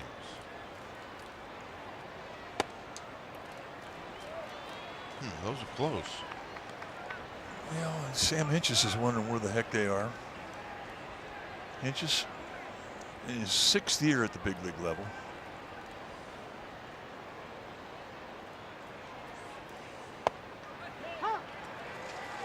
And that's how you take away a 3-0 advantage to a hitter.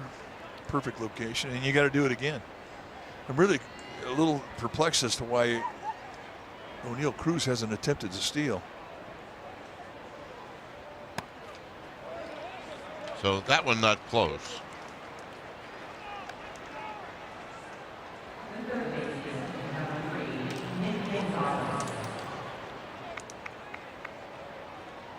Here's Gonzalez.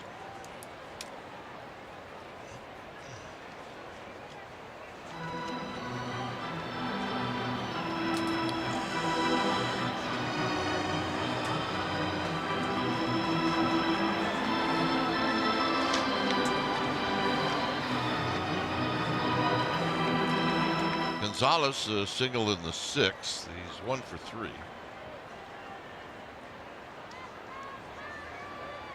Check that. Gonzalez a single in the 1st. He takes low.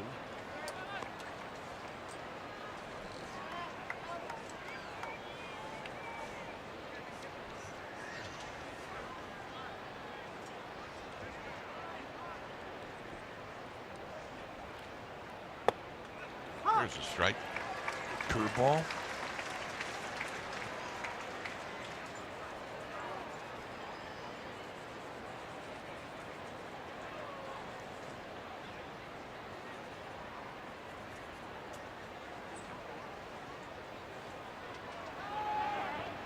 pick off. And getting back is Cruz.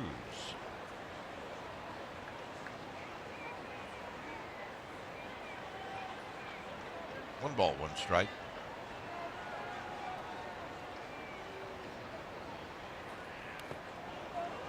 Good block by Rodriguez. 2-1. Yeah, he earned his paycheck with that one.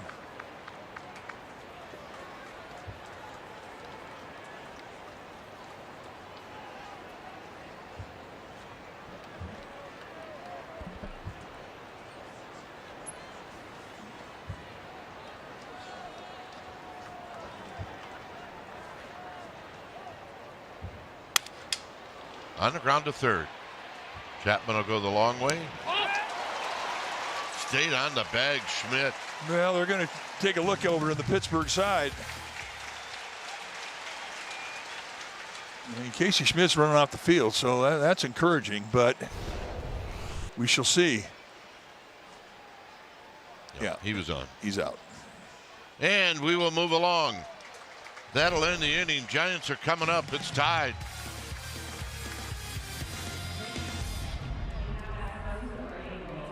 Cast is brought to you by Toyota, class-leading MPG and more hybrid models than any other brand. Toyota, let's go places. And by Provident Credit Union, make life easy. Well, here at the ballpark, it's 4-4. All right, time now for our powerful performance brought to you by Xfinity. Last night, Bryce Eldridge hit his first career home run off of Braxton Ashcraft. Eldridge took a 96-mile-an-hour four-seam fastball off the inside corner on the hands and hit it over the Willie Mays walls in right field and bounced it into McCovey Cove. And he got the ball back.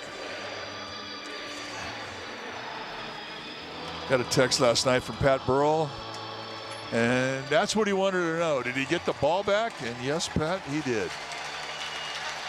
Pat Burrell, one of our all-time favorites. I miss that guy. Yeah. Good baseball. Good baseball man. Yeah. Did a little something in the 2010 season to help the Gigantes. I think that whole clubhouse changed when he got there. Oh, totally.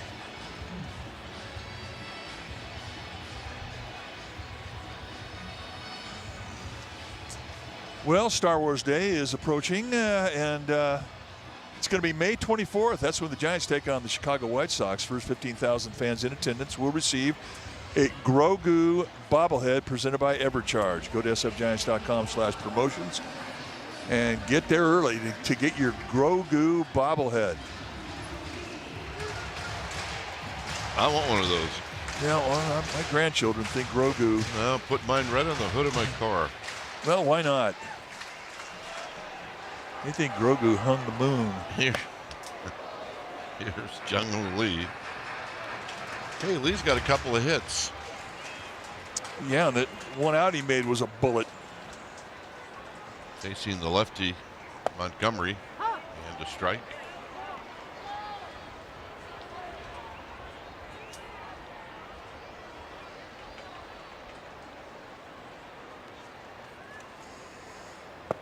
Swing, gonna miss. 1-2 on deck is Luis Arise and then Casey Schmidt.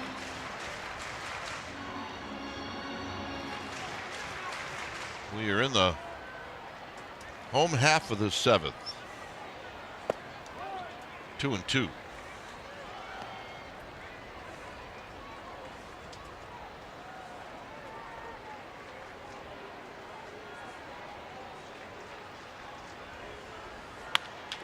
Up the middle, and man, that big hop slowed that ball down from getting into the outfield. Did that hit the mound? It did.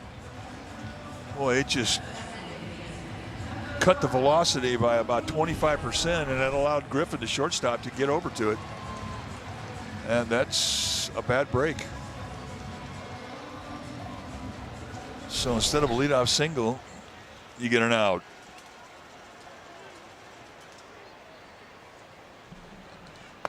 Swing, you're gonna miss.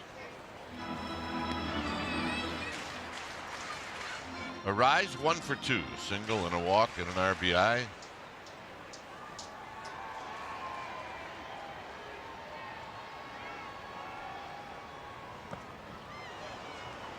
Unusual for him to chase. It's 0-2. So he chased and he took a walk. Caleb Killian starting to heat it up for the Giants. He will pitch the 8th.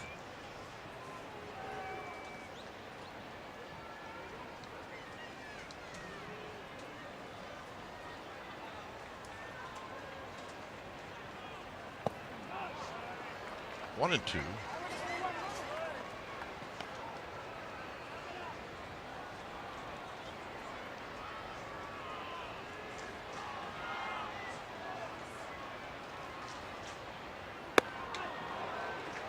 It's a 100-mile-an-hour fastball. Another big arm coming out of the Pirate bullpen. We've seen nothing but big velocities.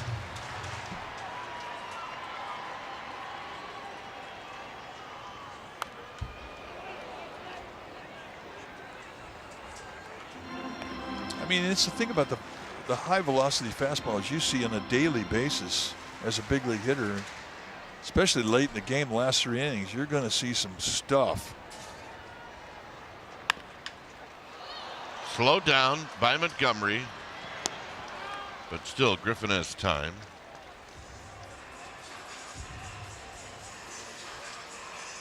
And here's Schmidt.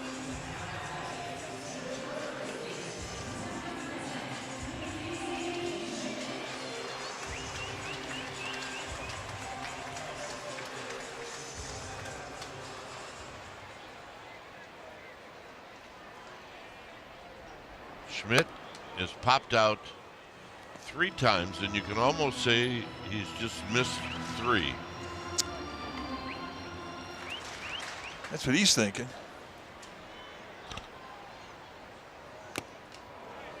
0-2. 2 healthy fastballs right across the letters. One at 101, the other at 99. You see it big, you just can't get your top hand on it. Not enough time.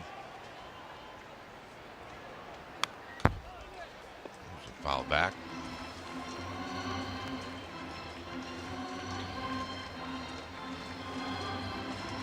Montgomery, I mean, that's closer stuff that he's featuring.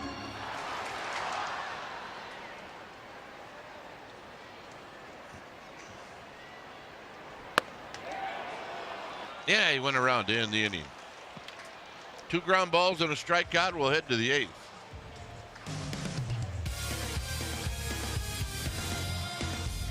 Starts tomorrow night. Giants head into Dodger Stadium for 4 night games. A big 4-game series Monday through Thursday night, presented by your Bay Area Chevrolet dealers.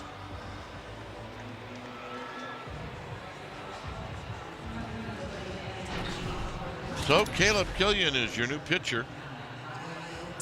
17th appearance on the season for Killian. 1-1 with a 1.59 ERA with 18 strikeouts in 17 innings.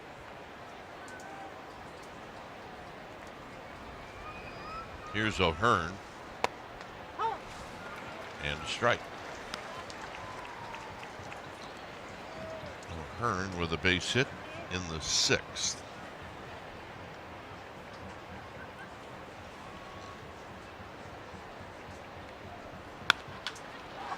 Up the middle and pass.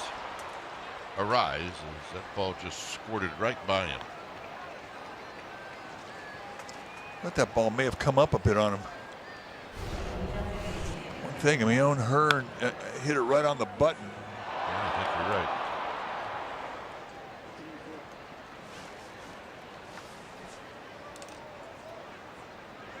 right. Yep, there's the little bounce. So a break for the Pirates. Here's Ozuna.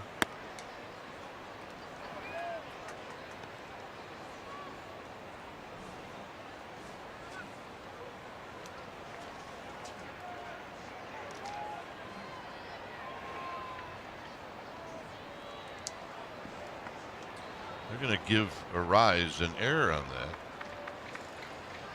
And that's his first error this year. I don't think that's the right call. Jim Young the official score today, making the call.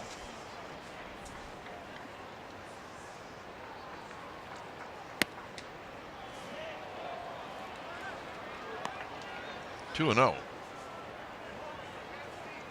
But I mean, you're as an old second baseman, you have a different opinion of that. No, I thought it was a hit. Oh, good. I'm glad we agree. I was starting to feel bad. No swing.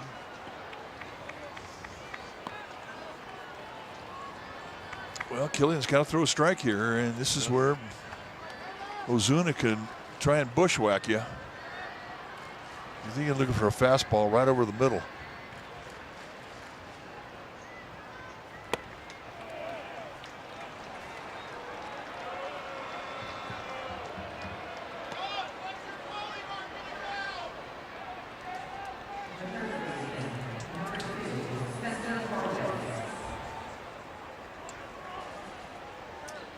So here's Horwitz. I mean, Giants are going to respect that Don Kelly, the skipper for the Pirates, may put a bunt on here.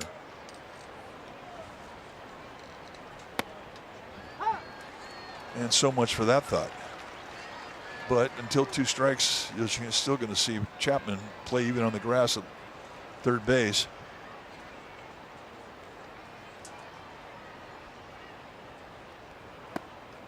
Big swing on this. Killian pitching for the strikeout. I mean, his strikeout pitches really are his breaking balls, the curveball and the slider. I mean, they're exceptional, and because of the depth of both those pitches, they're straight down biters. The difference is just velocity between the slider and the curveball, but they're both good strikeout pitches for lefties and righties.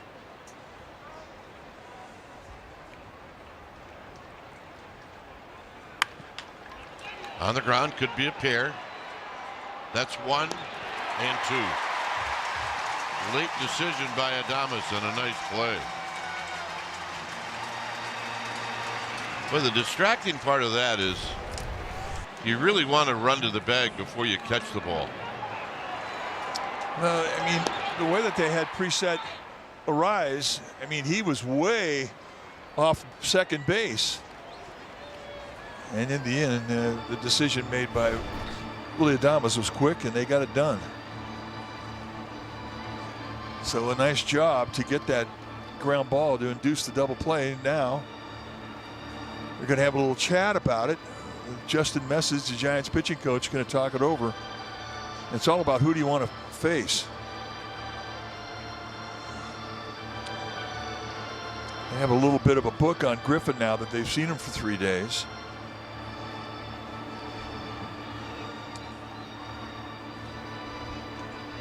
And if it got past Griffin, you know, a good chance you might see Brian Reynolds, who's a switch hitter.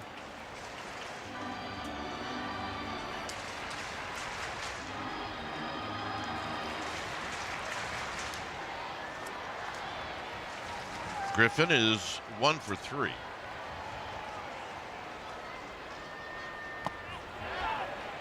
And he goes around, and it's 0-1. That's a nice block right there from Rodriguez.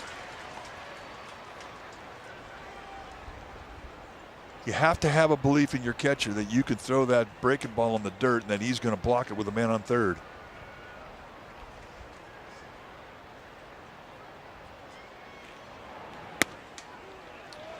Yeah. If I were a catcher, I'd definitely have ulcers. Well, I mean, seriously. But you know, that's the part of the game they work on most, blocking balls.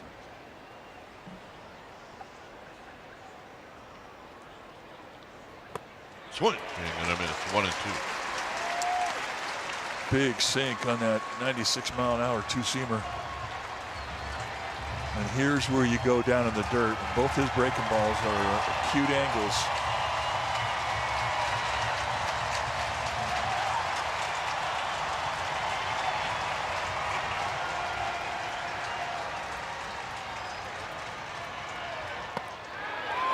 Ooh, when he hung it. He did. You could see it when it left his hand. It was like, break, break, break. And when you try to overthrow it, that's what happens.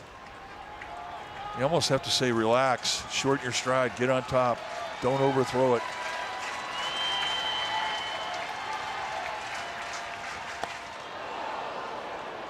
did it again.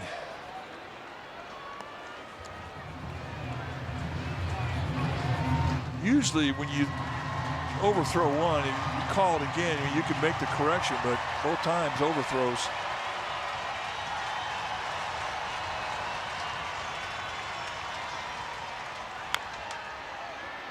Tapped foul.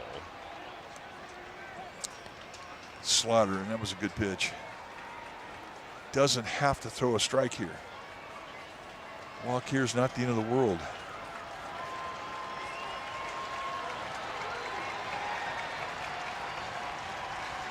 Three and two. There's no challenges left. That was close.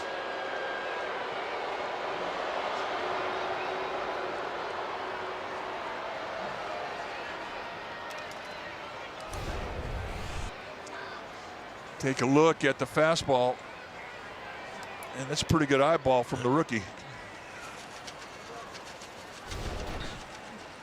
I mean, not only is it a pitch that's not in the strike zone, and they don't have it, but you have an umpire's. I mean, he called that.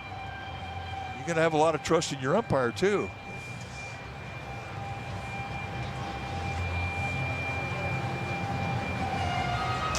So as expected, Reynolds going to come up and take this at bat. Now again, there are no more left-handed hitters on the bench. Reynolds it. So you have an open base here.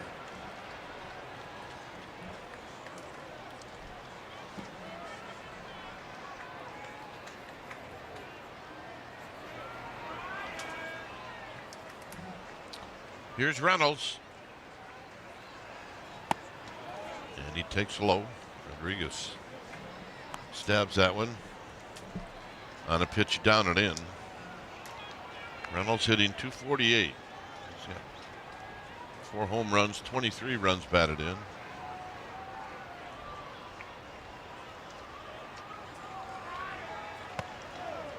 it's low.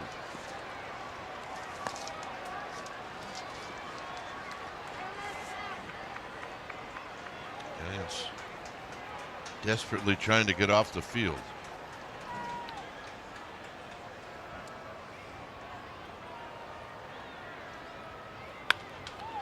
Hit to left. Side retired. And they do get off the field.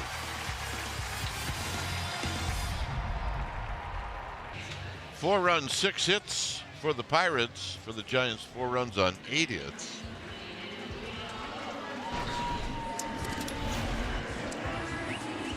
Dennis Santana is the new pitcher. Those are his numbers. 18th appearance on the year. Here's Devers.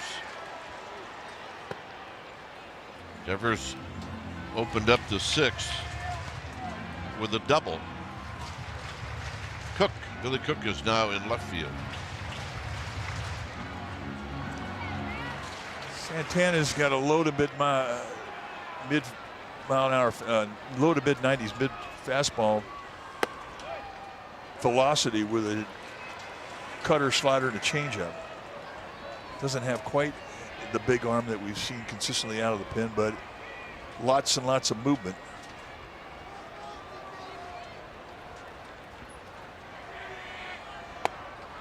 There's a strike.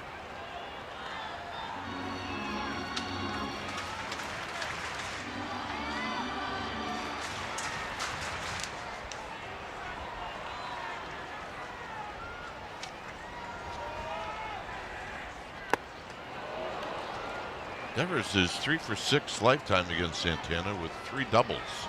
I'd say that's ownage. Santana's been around. I mean, he's in his 7th year at the big league level.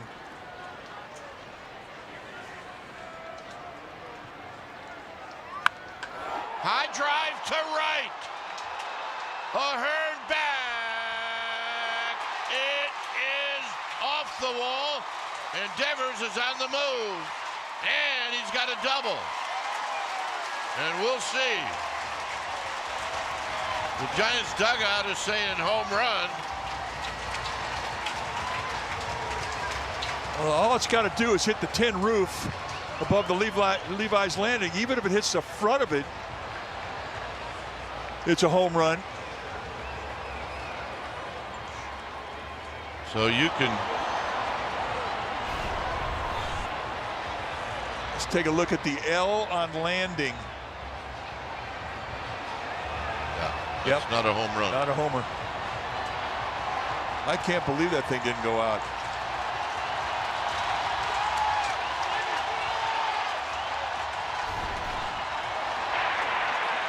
The ruling on the field is the ball is in play. We will do a crew chief review for a potential home run. I mean, the angle that we saw, I thought was pretty clear.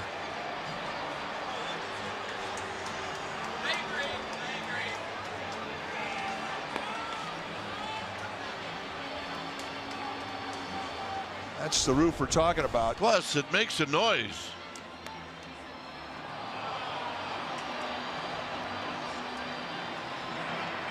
Yeah, I don't think it's. After review, the call is confirmed. Runner will stay at second base. The ball is in play. So they get the call right. Another double. 4 for 7 with 4 doubles. That's ownage. The analytics when you got us. Well, yeah. Well, if you have us and a coin to flip. Yeah, make sure you bring a coin.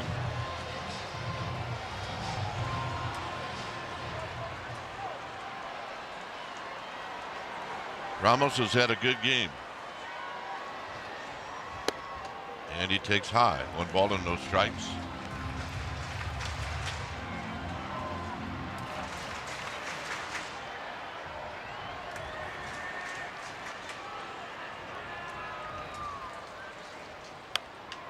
Out of play. Get him over, get him in. You need some production here. It's that time of the game.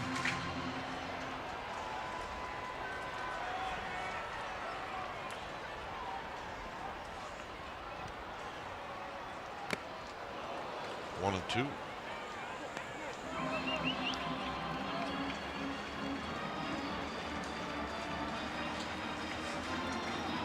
You got one guy trying to get something done, the other guy trying to strike him out. So with 1-2 now, Ramos is going to call timeout. Going to get back in the batter's box on his term. Control the rhythm.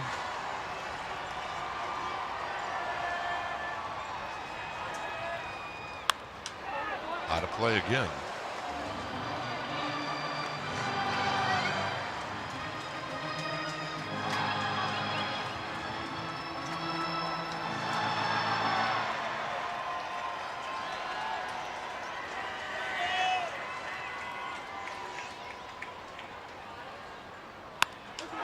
And a flare to right. And it's going to be caught.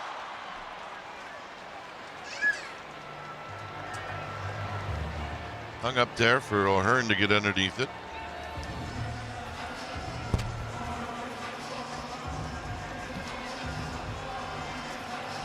And here's Adames.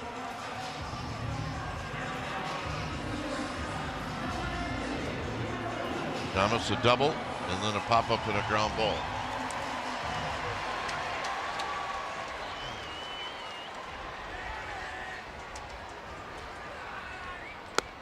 And it's high. 1-0.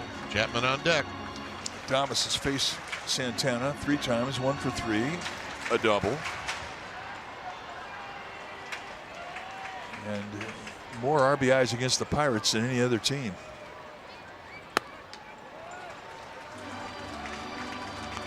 Well, that's good to know.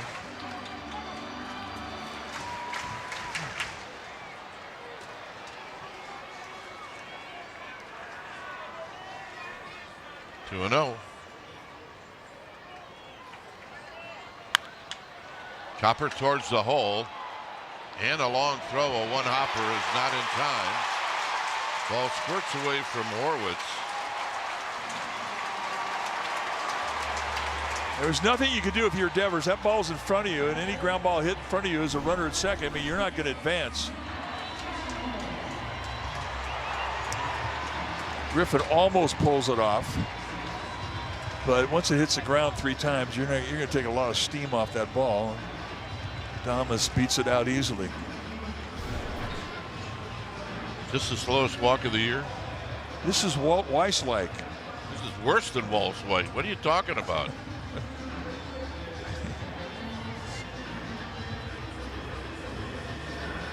Yeah, that was a slow walk. Well, when you're trying to get a few more throws.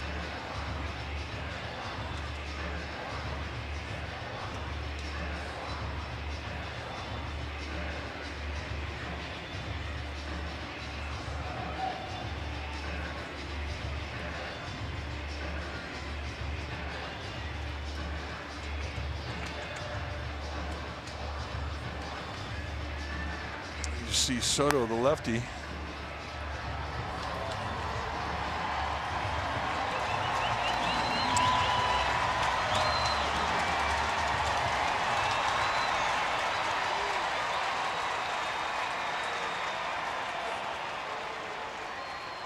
Chapman takes high and wide, 1-0.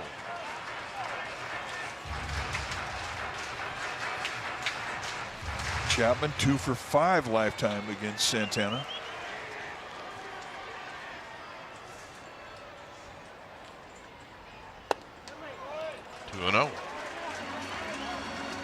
And you've got pretty average speed at second base and big arms in left and in center.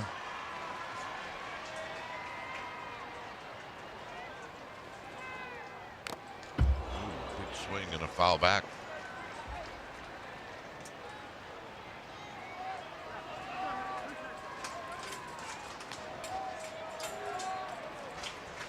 Two balls and a strike.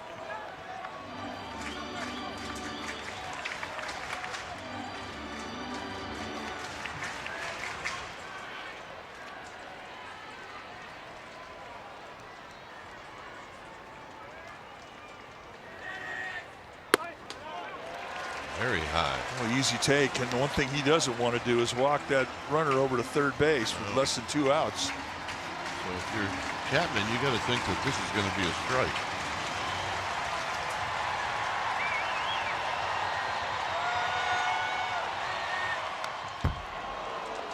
Went right across the letters with it, and he was on it.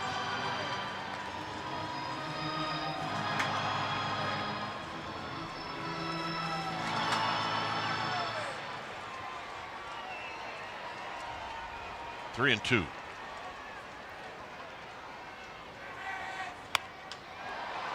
And a little pop-up.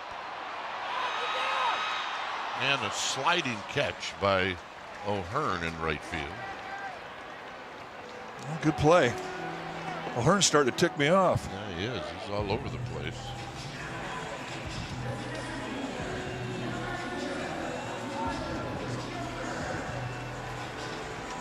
That's going to be it for Santana. Soto's coming in.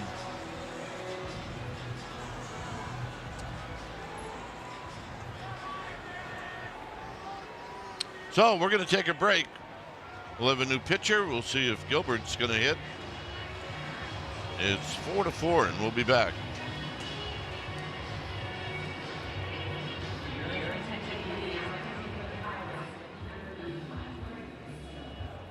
Tough Gregory Soto.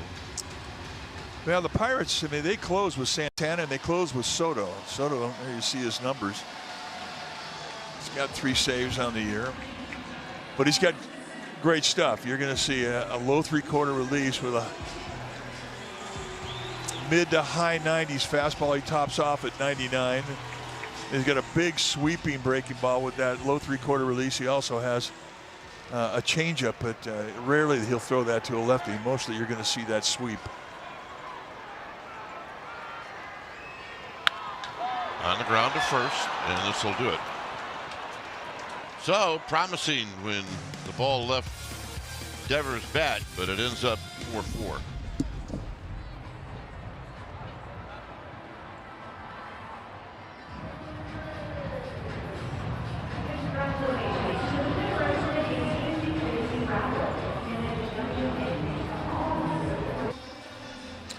So we go to the ninth. It's a 4-4 game. Yoel Peguero has come on to do the pitching. He'll be facing Davis, the ninth place hitter, and then the top of the order with Cruz and Lau. So here's Peguero, and it's in tight. 1 ball and no strikes.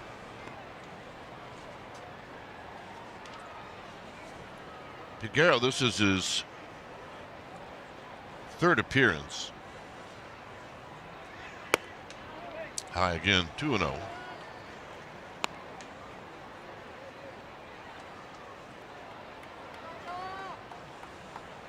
And now he would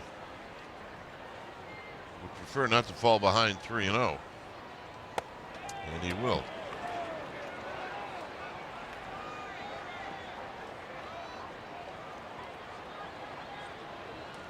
So you don't want to walk the number 9 hitter who is hitting 163.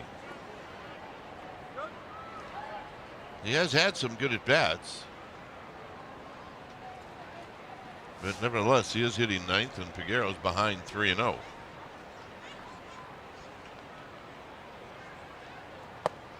And a strike. Easy 99, do it again.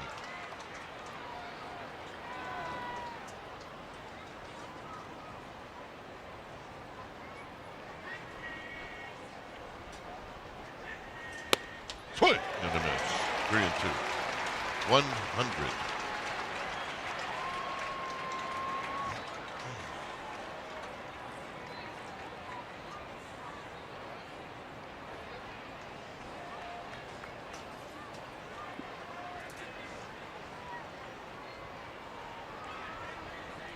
And 2. So he goes 3-0 and comes back with a couple of strikes and then the walk. That's not what you want to do. Walk the 9th place hitter and set it up for the top.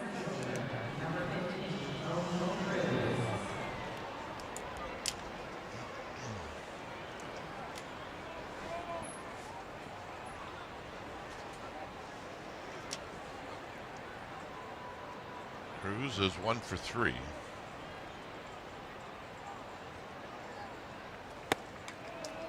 One ball and no strikes. That's the one thing about being a guy coming out of that bullpen. You have to throw strikes, especially this time of the game.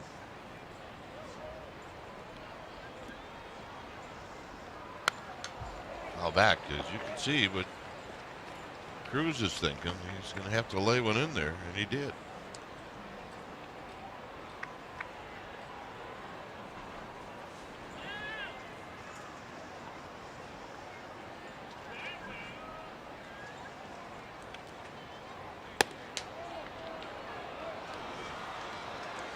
And the problem is you just create counts that are in the favor of the hitter, and then you have to come into him, and you have to come in the strike zone. And what's the best place to look for base hits? Well, they're in the strike zone.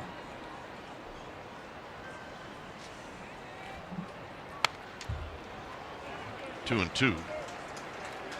And you can't think corner. You just have to think, I have to throw a strike here.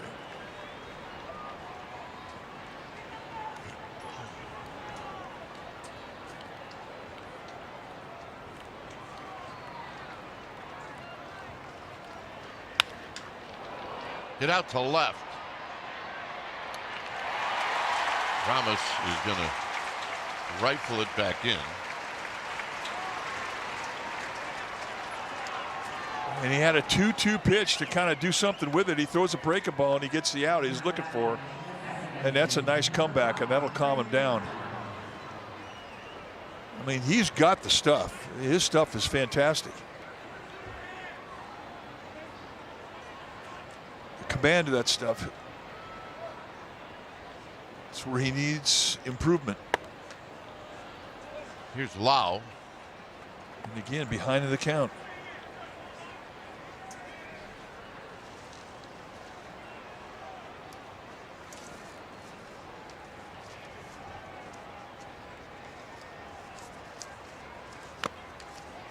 one's off of Rodriguez. It's a ball and a strike.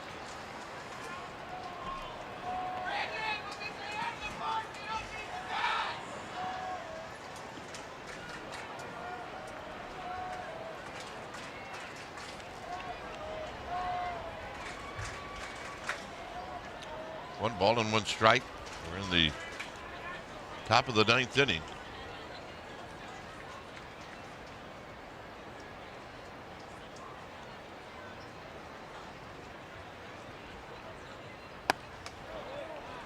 Two and one. I mean, that's a 100-mile-an-hour two-seamer. So, like I say, the stuff impressive.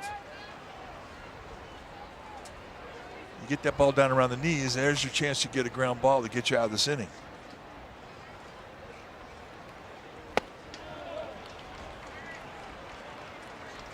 And now he has to come into him. Cannot walk a man into scoring position. And he knows it.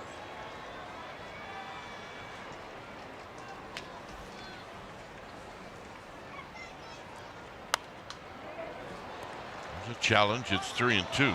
That's a healthy challenge. I mean, the location B-, velocity A+, 101.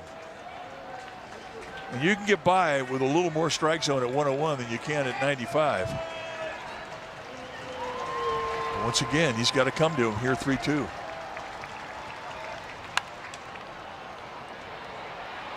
Ramos, a long run. He's not going to get there, and it's off the screen. So we'll do it again.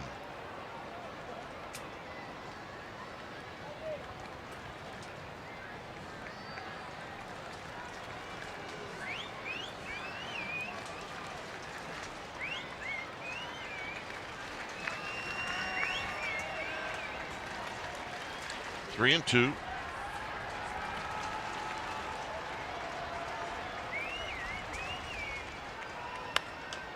Out of play.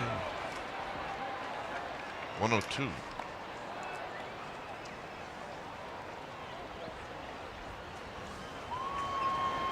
can see the flames he's shooting at him. 6 times he's been 100 or more.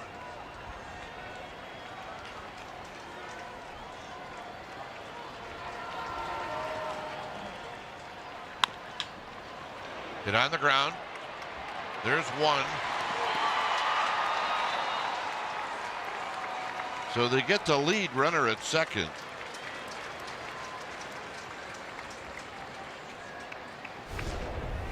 Nice by Adames. Started by Arise. So impressed. I mean, at times you think, well, gee, your best out's probably at first base, but Arise, I mean, he's aggressive. Indeed he is. And he knows how quick he is to get a throw to second. And this is a steal situation now for Lau. Side retired. Figueroa making it interesting. Giants would like to walk it off. Well, here on this Mother's Day, 4 runs, 6 hits, and error for the Pirates. For the Giants, 4 runs, 10 hits, and 2 errors. Gregory Soto goes back out after retiring Gilbert on 1 pitch. There's one of the moms. Man, it couldn't be a more beautiful day for Mother's Day. And it is rally time. Put your rally cap on. Mom, look at teaching your daughter the right way. Come on. Well, I mean, that's how it should be. Mom should teach you that.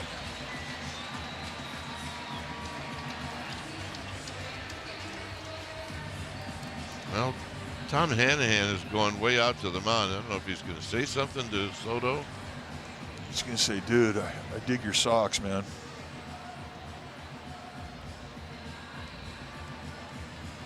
Mother's Day look. A tribute to moms.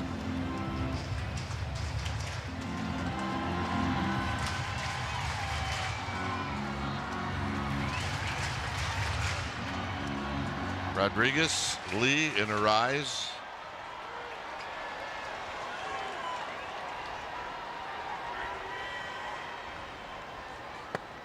And a strike. 0 for 3. A pop-up, a strikeout, and a ground ball to short.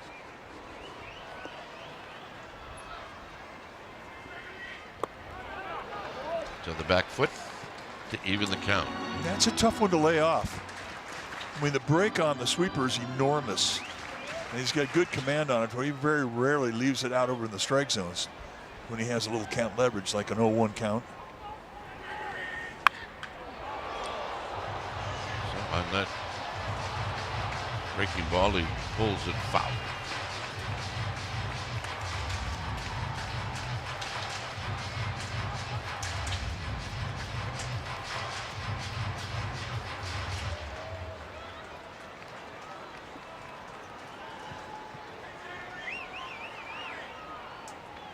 One and two.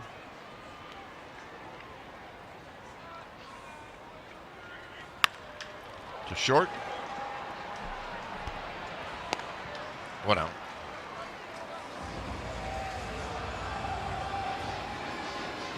So here's the top of the order. Soto will face now a couple of left-handed hitters, and Lee and Arise.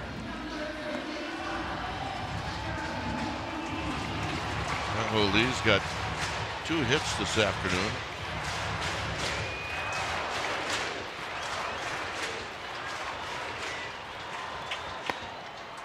And he starts him off with a strike.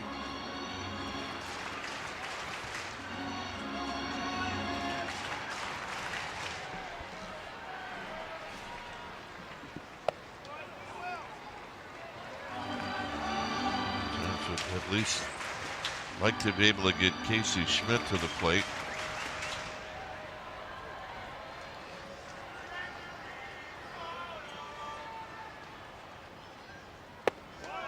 Two balls and 1 strike.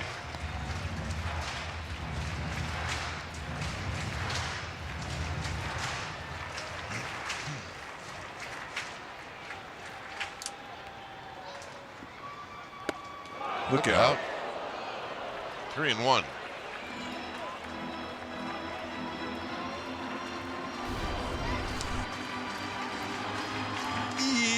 Look out. It's one you can hear, smell.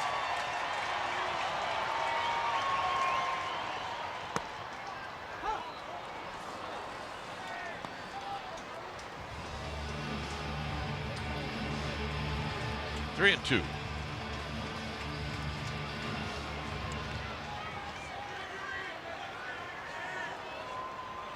Here's the payoff. Got him.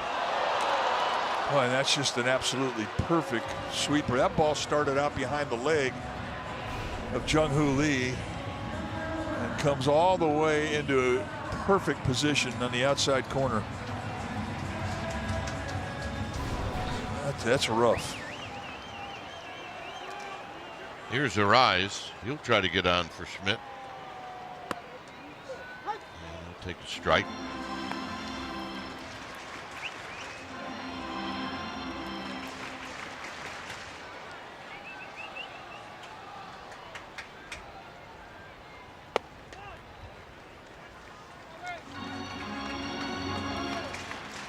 Such a big break. And when you're hitting from the left side, I mean, he's starting it off right at you. And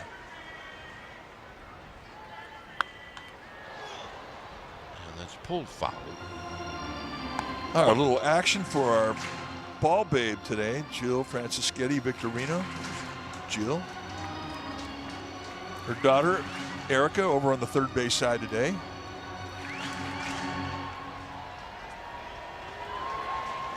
There's Erica. Very high to right, but it looks like it's in the park. And it's caught out there by O'Hearn. You're right. I'm sick of him. And that'll end the inning.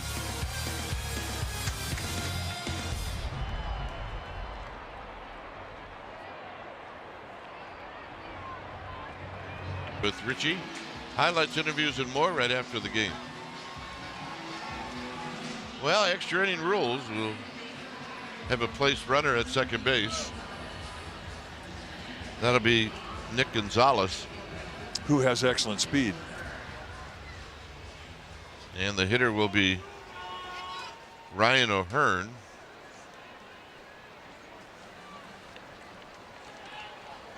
So these are the games now where execution is the name of the game. Foul. Whoever executes properly is going to have the advantage. Well, and from a pitcher's perspective, I mean, you're immediately inheriting a strikeout situation, runner at second, nobody out.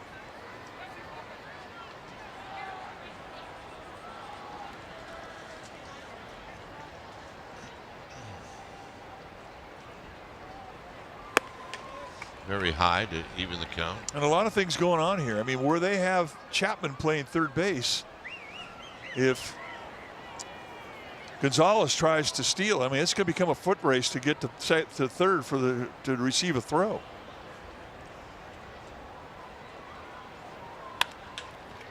This is hit on the ground to Adames. So a productive out gets Gonzalez to third.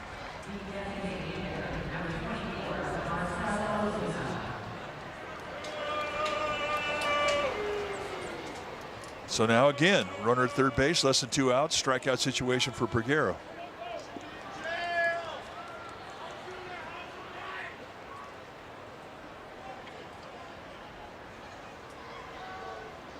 Infield in, and it hit him.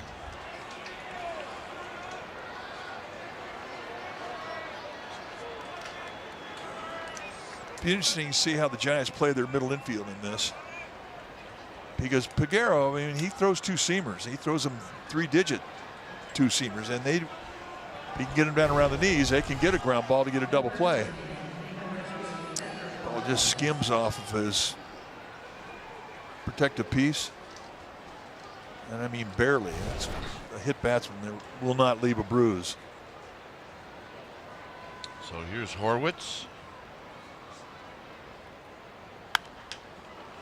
First pitch out of play.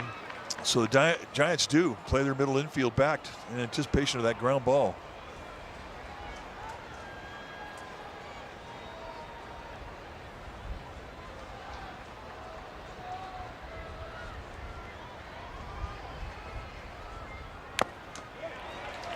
One and two, or make it 0-2. And that's the sink we're talking about at 99.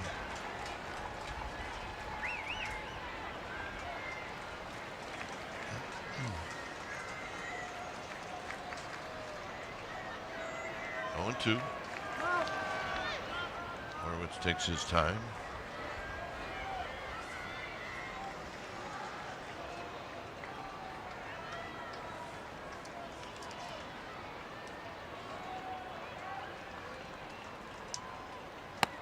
Very high and wide, 1 and 2.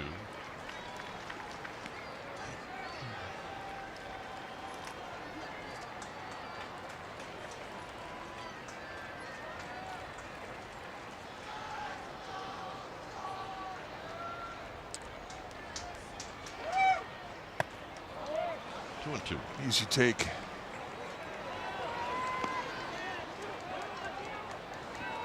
Peguero not an easy guy to catch, because you saw there, that's a 3-foot miss. So you, especially with the man at third base, you cannot be comfortable when you're behind the plate.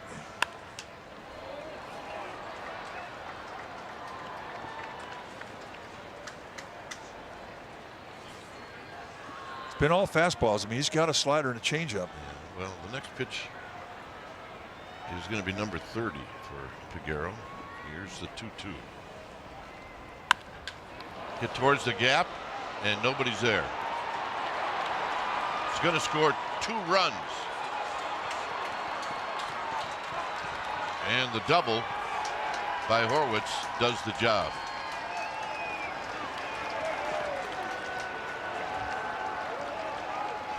And now the hit by pitch really hurts. You see the location in a 2-2 count. I mean, it's right out there at the belt. It's the first slider that he's seen in the sequence, and Horwitz doesn't miss it.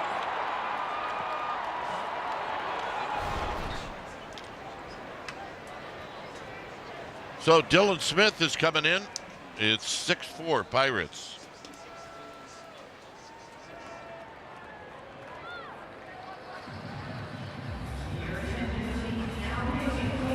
It's just one hit here in the 10th inning, but it has knocked in a pair. And that hit just a double by Horwitz, and he's now at second base with Connor Griffin facing Dylan Smith. And you see the numbers, 10 appearances down, or 9 appearances down in Sacramento. And a strike. Smith, former third-round pick by the Tigers back in 2021. Fastball, and you come at you with a sweeper, a splitter, and a sinker. Skied to right for Jung-Hoo Lee. He will put it away.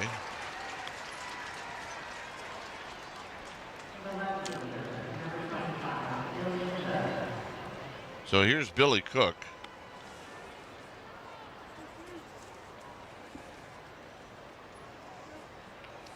Cook is batting for the first time.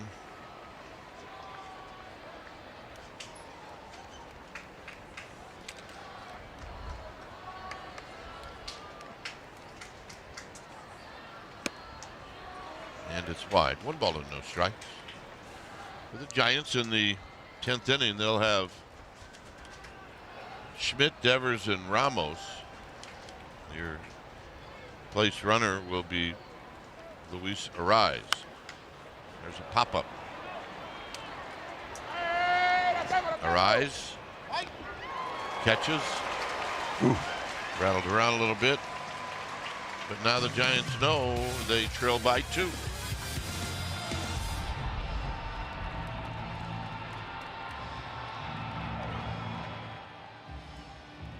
.6-4 Pirates.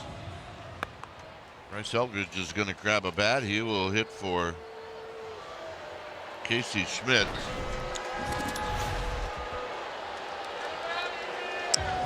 Take a look at the last outing that Ramirez had against the Diamondbacks.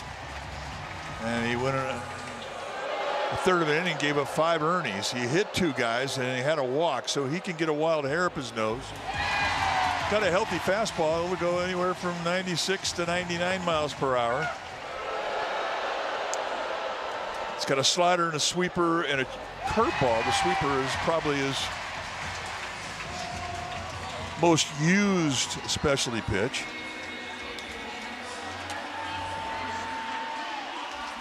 Ramirez, 4-year veteran at the big league level.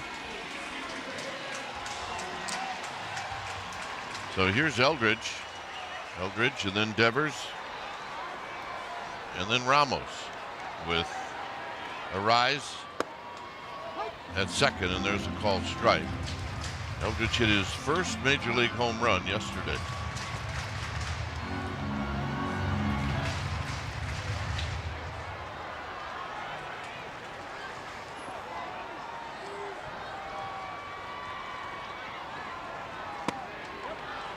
And he sees 2 pitches and he's quickly behind 0-2. Well, there's your education. I mean, that's the thing about being a rookie. Everybody you face is pretty much new. You don't really have a book on them, but again, they don't have a book on you either.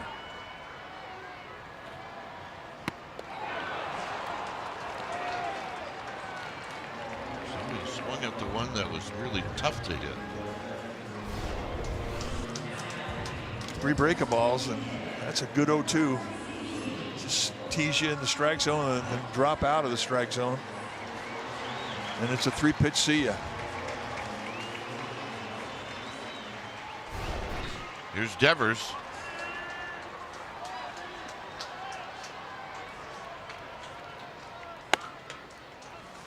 There's a fastball, and it's high and away. Devers has 2 doubles in this game.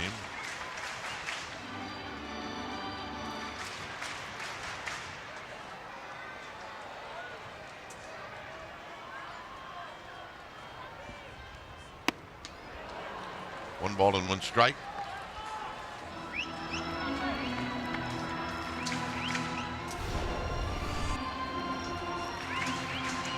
Just a really good breaking ball going right now, and he's got nice command of it.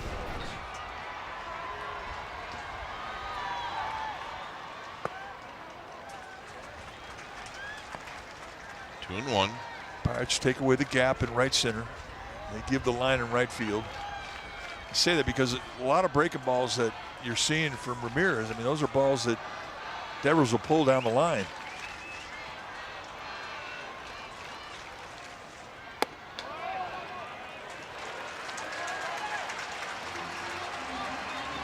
Three and one.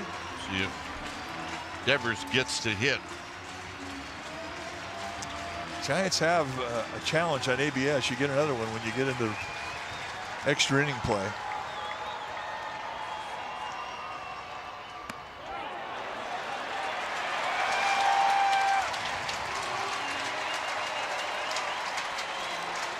So Devers takes the walk. And the win and run steps in the batter's box.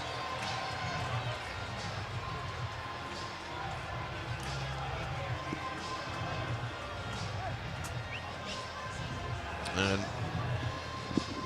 Ramos has had 3 really good at bats. There's the home run in the 4th inning.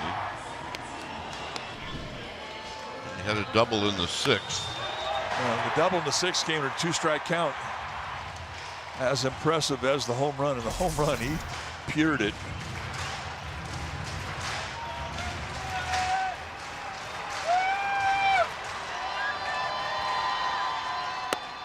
And a strike on a fastball, and it's 0-1.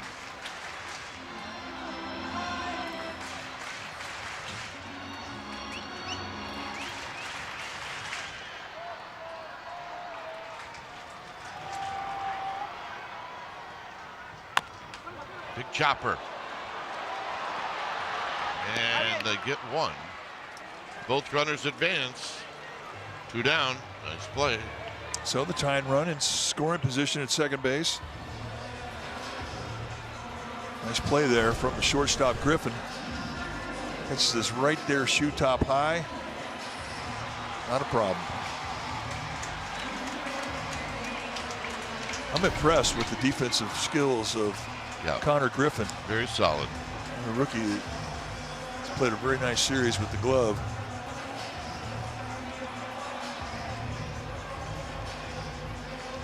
Christian Koss comes in to run. He'll be at second base.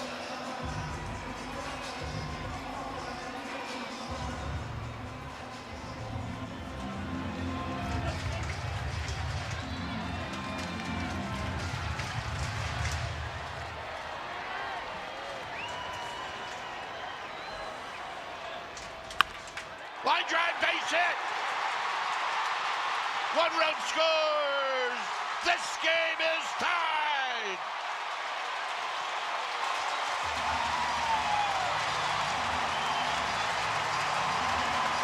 Willie Adames, don't waste any time. And that has to feel good. Gets a good pitch to hit. I mean, that's right there below the letters. The easiest place to defend between the belt and the letters. We got a brand new ball game. So here's Chapman.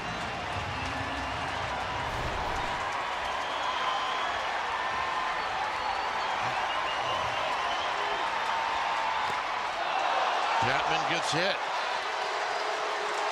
He hit 2 in his last outing. But what that does is it moves up Adames for free. And the Giants once again have a runner in scoring position for Drew Gilbert.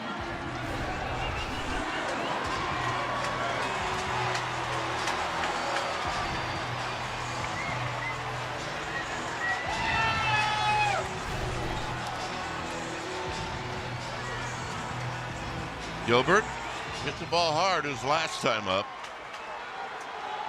but was retired on a ground ball to first. And it's low. Best arm in the Pirates outfielders in left field. Very good arm in left field, but a great arm in center. And really not a bad assist arm either with O'Hearn and Wright. You have good speed with Willie Adames at second.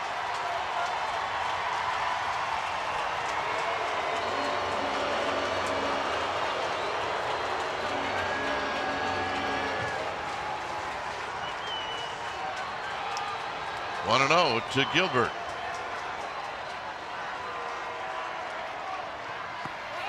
And the ball gets away, and it hit him. Breaking ball looking right in the back foot, it looked like. Well, that's what he does, right? That's what he does. And now the Giants are a wild pitch away from winning this game. Back foot. And here comes Bill Murphy. The slowest walk to the mound in the big leagues.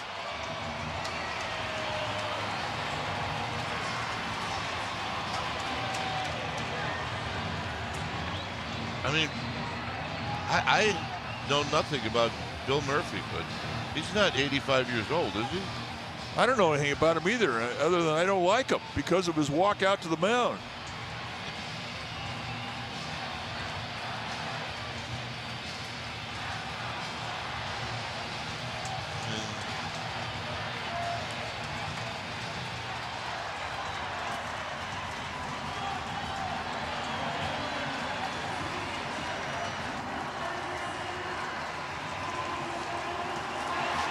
Well, 36 years old, Bill Murphy. Well, here we go. Here's Jesus Rodriguez with the bases loaded. 1 ball and no strikes. And that was a big miss.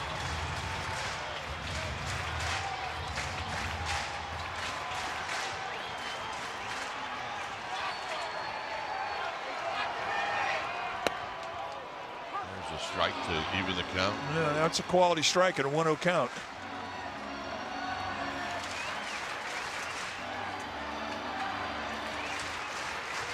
One ball, 1 strike.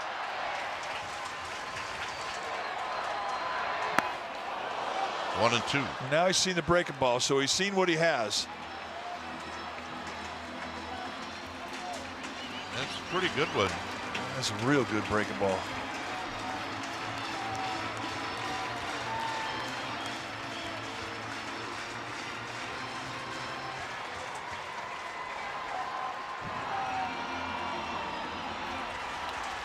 Probably see another one. 1 and 2. Got him. 11th inning coming up.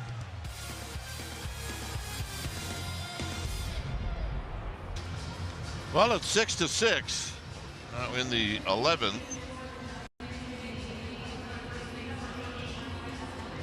Eldridge stays in the game. Billy Cook is your placed runner. Billy Cook with excellent speed.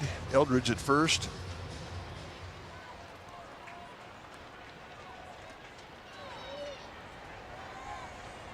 One situation. Here's Davis. He takes it in the dirt, and it's not going to matter. Well, that definitely kind of just messes with the whole rhythm of the inning. Well, you're right. I mean, now he's runs. I mean, they don't have to give up an out. Barucki is in the bullpen.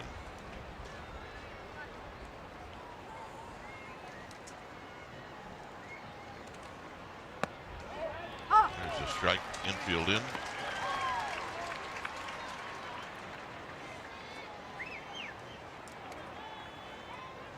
Changes the infield, shortens your range. And a strikeout situation for Smith.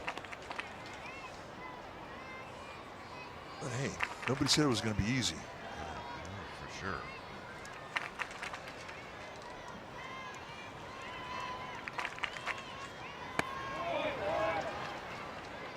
3-1.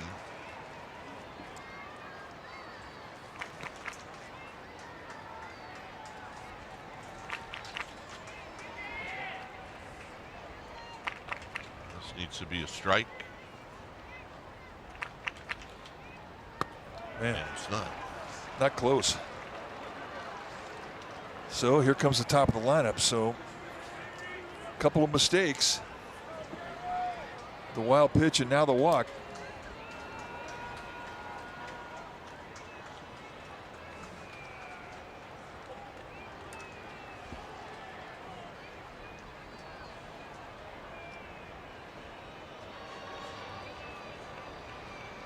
So here comes Tony Vitello.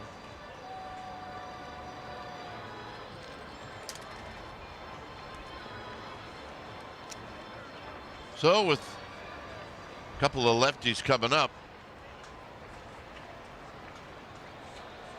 we're going to see a lefty.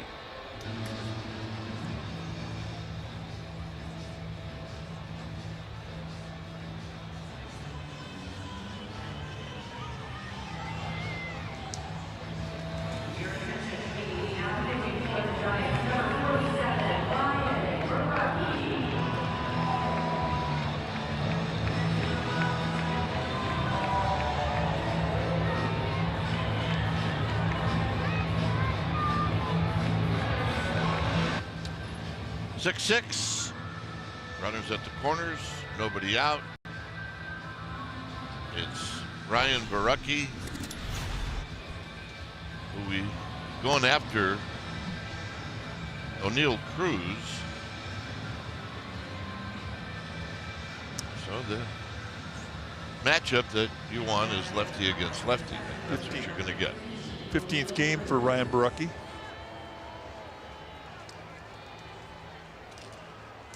And he inherits a strikeout situation.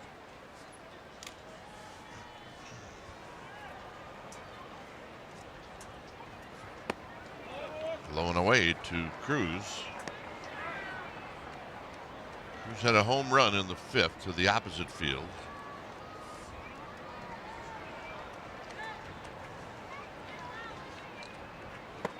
Swing and a miss to even the count.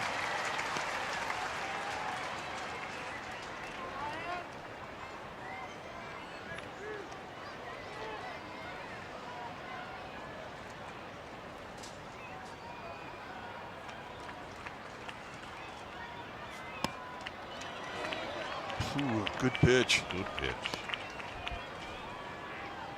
They set the target on the outside part of the plate, and it came across on the inside corner, perhaps a bit low, but nevertheless, looked good.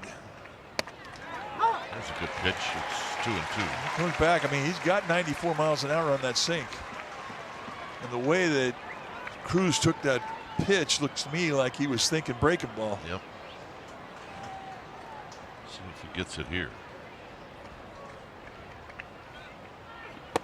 Wow. Another sinker, and I like that call from Ramirez, or Rodriguez rather. The young rookie behind the plate. And that ball was right by him, and he's still sitting on that slider. And that's the slider he was looking for. Huge get for Ryan Borucki. Here's Lau.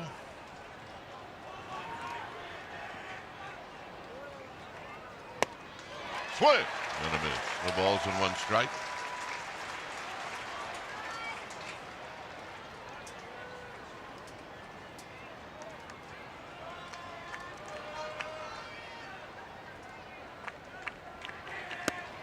Up and in to even the count at 1 ball and 1 strike. The way there's been throughout this game, 41,085 here at the park. Another sellout. And the 1-1.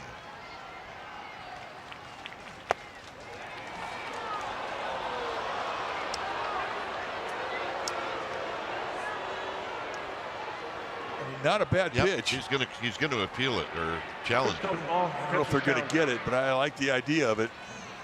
And you have one extra additional ABS when you get to the And they just used it. When you get to extra innings, you get one extra, and now that's gone. San Francisco loses their challenge. They have none remaining for this inning.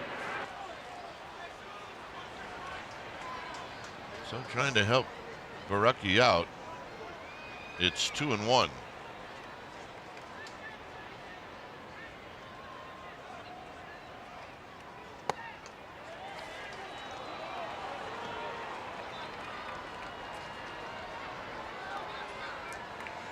When you have a base to play with, you can still think corner here. It is a strikeout situation for Barucki.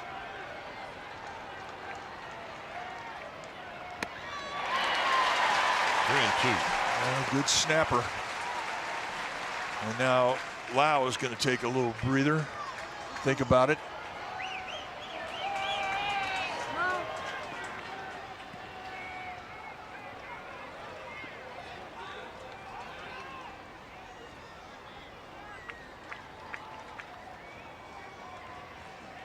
Boy, that front door slider was a great pitch. That locked up Lau. Runner goes. Swinging a shot. Caught. Throw to first. And a double play.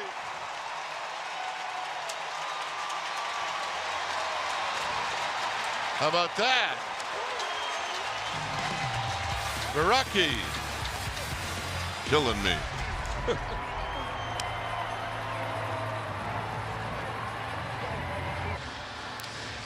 Well, a double play to end the top of the 11th. So here's your shot to try to get a walk-up, but here's the play. Well, and a little bit of risk involved at the end. I mean, he had plenty of time to set his feet, an off-balance throw. Throws a one-hopper, and that could have gotten by Eldridge, but he wrestles it down. And Barucki walks off the mound, and what a job that he did. And he really had to make some good pitches to get it done. All right, your base runner is Rodriguez at second. Here's Jung-Ho Lee. And he takes a strike. Ramirez stays in the game. Rodriguez, pretty good speed.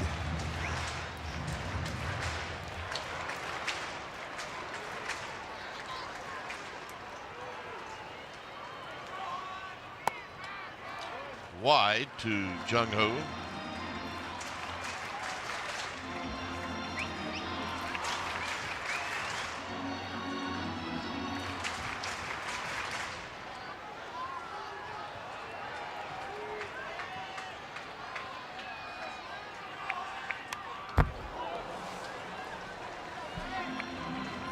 One and two.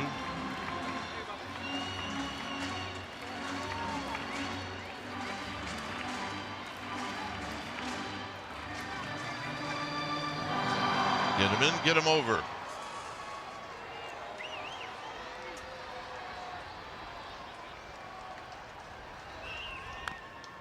Stays alive. Fought off a good pitch. So he's seen 3 breaking balls. 2 of them really have been hangers in the outside part of the plate. That last one was the best performance breaking ball that he threw.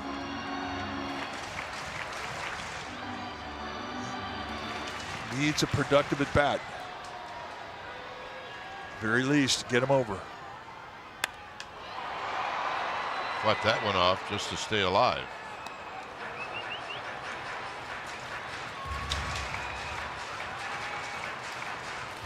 Pirates really stunt their defense, bring in Cook from left field. I mean, he's playing short. They bring in Cruz in center as well.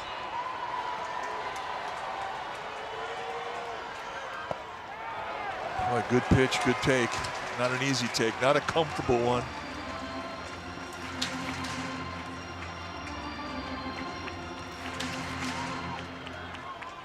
Two and two.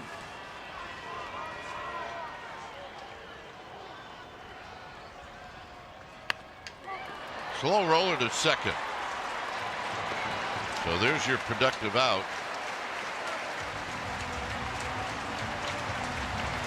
And he'll get congratulations when he gets back to the Giants dugout. He earned it. There might be a couple of walks coming up. I mean, when you get that runner over, it changes everything. I mean, everybody's got to come in. The defense shortens up. Now there's the first walk to arise. Remember, Koss came in to pinch run for Devers.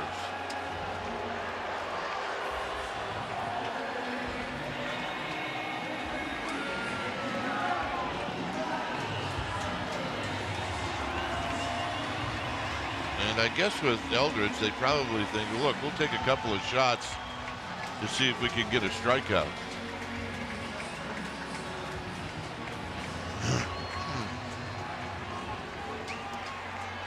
Well, he's faced him. Saw 3 breaking balls and got sat down his last at bat against Ramirez. Ooh. Every play he's playing in the outfield.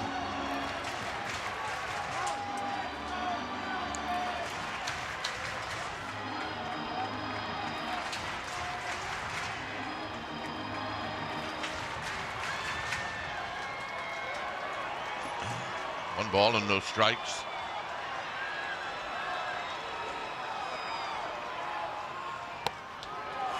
Two and up. Not close. Kind of goosed it.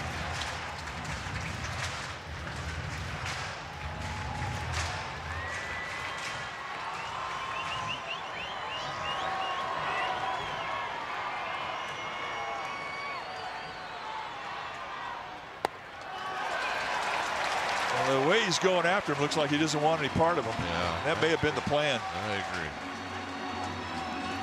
I'm surprised they don't just walk him now. And now they do. That's what they're going to do.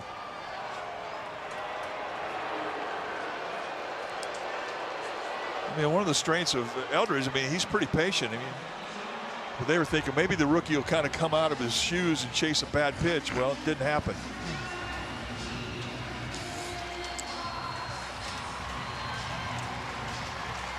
So Christian Koss is going to have to wait till we get a visit from Pirates pitching coach. Bill Murphy coming out taking that slow walk. One thing about Koss, he's an outstanding bunter. That's true. That's true. And you got to be. I mean, just any old bunt's not going to work with the bases loaded. But if you get on a decent bunt, and the guy at third gets a good jump, because remember, it's a force play.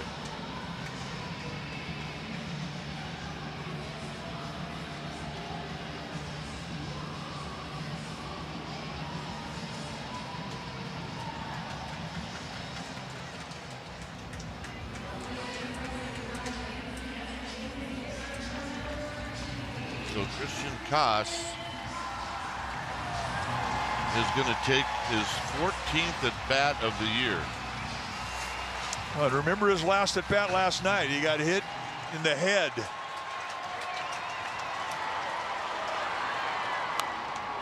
And a foul back, and it's 0-1. He wasn't Jimmy jacking around. He was looking for what he got. Fastball challenge on the first pitch.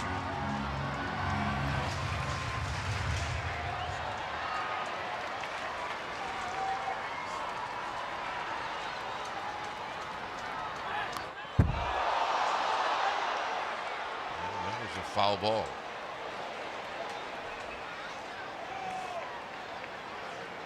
Wow, that was a breaking ball, but still, given what happened to him last night when he got hit in the head with 95, and he's just trying to still get it a bat on it. I mean, he's a gamer. That coming right at his head, and he's still trying to put it in play. My word. 0-2.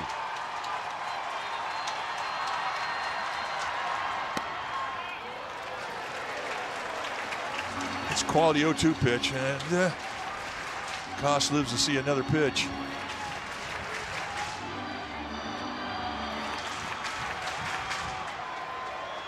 One and two. Jam shot. They got to come home, and they got him. Oh, what a nice play.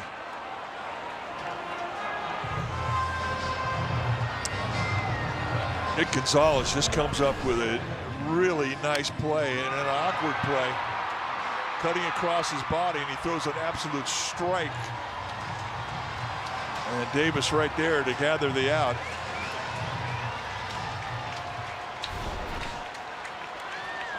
So here's Ramos.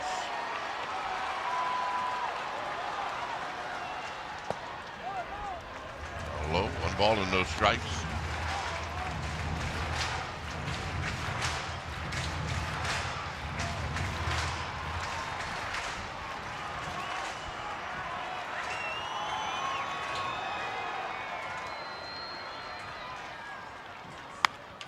Jam shot right back to the pitcher. Side retired. So we move on. It's the 12th.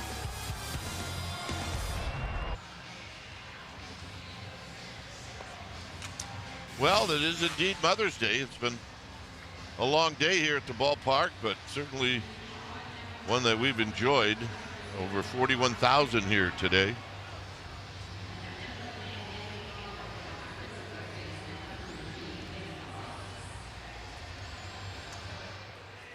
Well, and 41,000. Trying to do a nail biter here.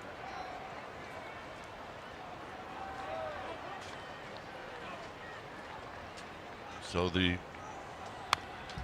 runner at second is Lau. With good speed.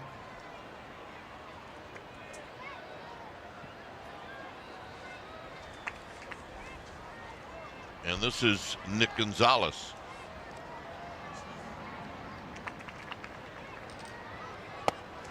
And it's down low. No swing.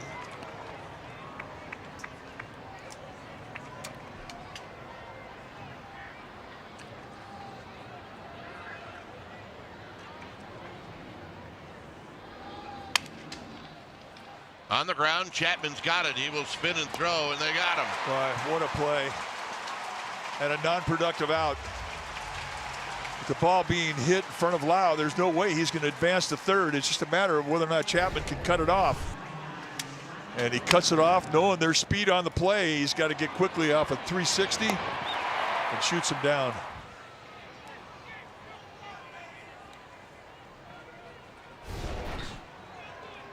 Here's O'Hearn. And O'Hearn takes a strike.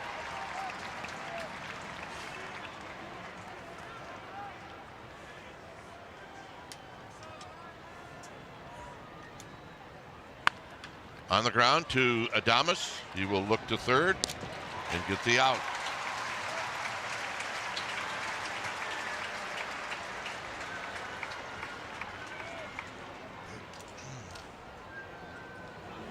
And that'll bring up Ozuna.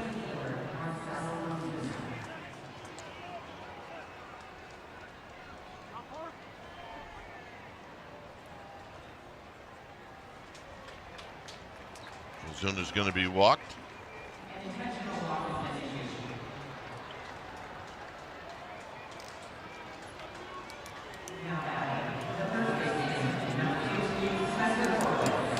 So this is where you start to see intentional walks.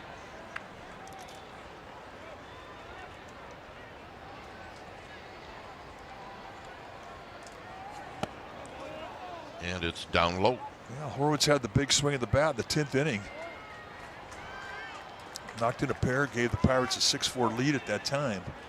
A couple of knocks and 5 at-bats today.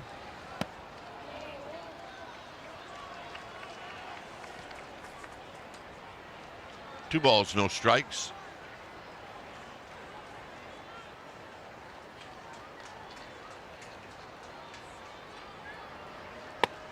There's a strike. So that sinker's been a good pitch for him, especially against these lefties. I mean, they're up there sitting on that breaking ball, and he's throwing that sinker right by him.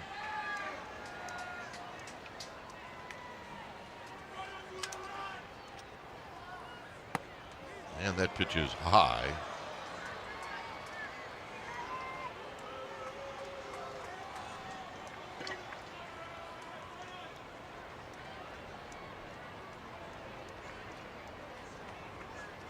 Look out. It's ball 4. Barucki not happy losing the lefty to a walk. And they really were pretty easy takes. Justin Messer going to come out, just calm things down. They're going to go over as to how they're going to try and attack Griffin. We don't have the luxury of an open base now with Connor Griffin coming up.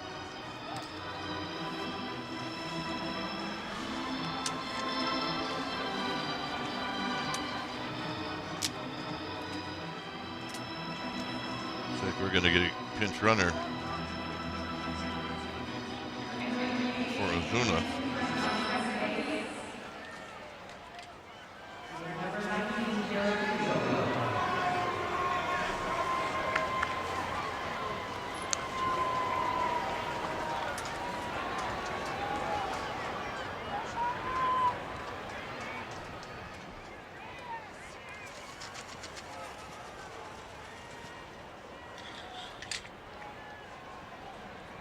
Here's Griffin, and he takes wide. 1 ball and no strikes.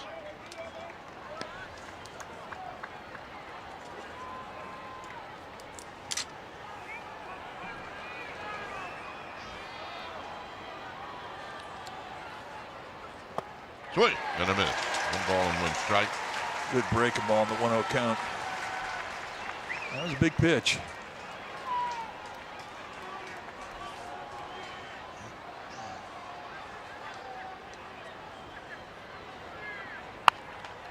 Line drive. Inning over.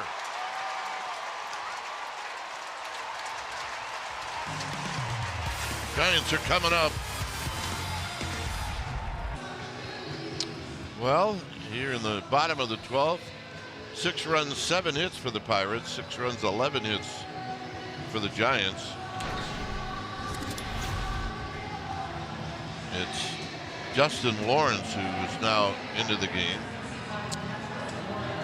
17th appearance on the year, averaging a strikeout an inning. He's got some funk to him. He's a side armor that can give you 95 miles an hour with 2-seam movement on the fastball and a big sweeper. He's primarily a 2-pitch guy.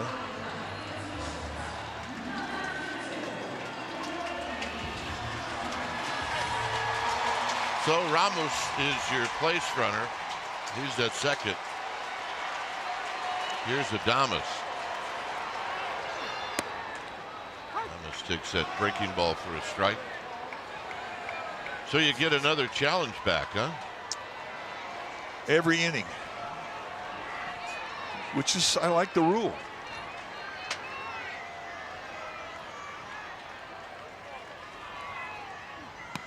Adames, no swing. Look like Adames says, check me, I'm good. He pointed So to the don't call umpire. it check it. Well, he plays with emotion. Very animated, that young man. 3-hit day for Willie Adames.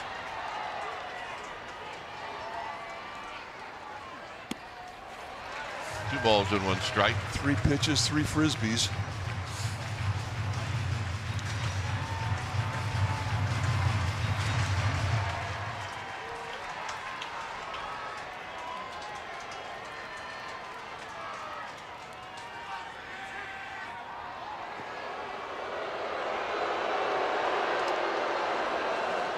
My favorite pickoff move right there, where pitcher spins around and doesn't throw it. Just gives you a mean look.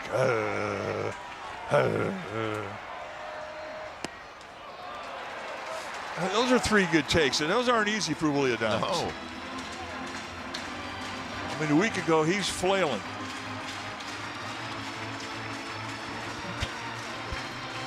Well, he got the hit that kept this game going for the Giants. They were out of it, and then he got a 2-out hit to knock in a pair in the 10th.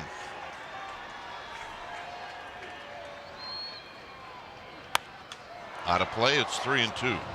97 from the side. Such a rarity.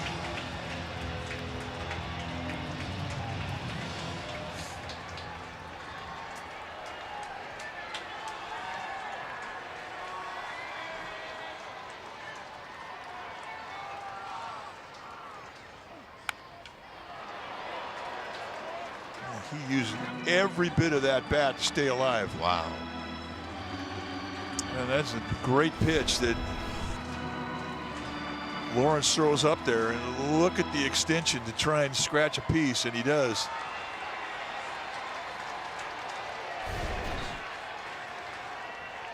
Three and two.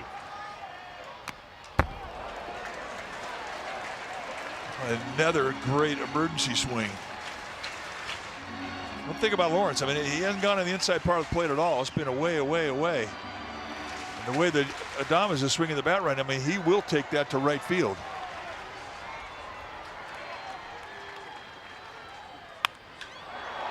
Foul, man. Left that one out over the plate.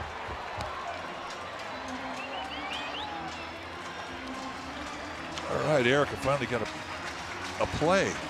Erica Victorino, our ball babe today.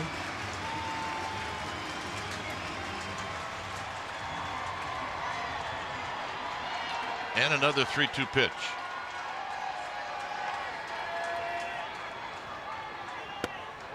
And he got him up and in. The one time he went up tight. And he gets him to chase out of the zone.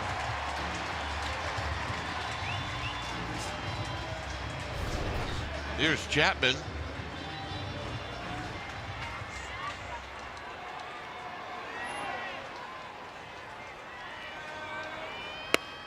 Chapman takes wide. 98 from the side.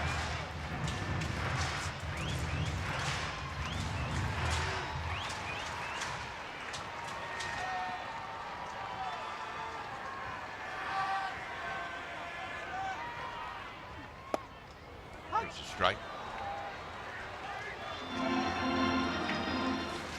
Hang in there, you right-handed hitters.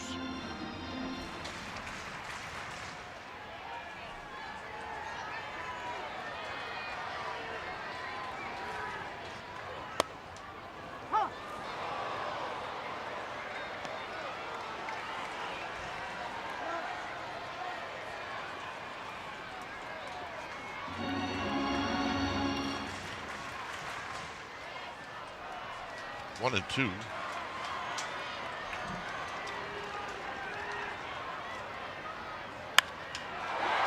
High, down the line, into the corner, and he dropped it, and it's a fair ball. Now Ramos could not advance. He didn't know if that ball was going to get caught or not.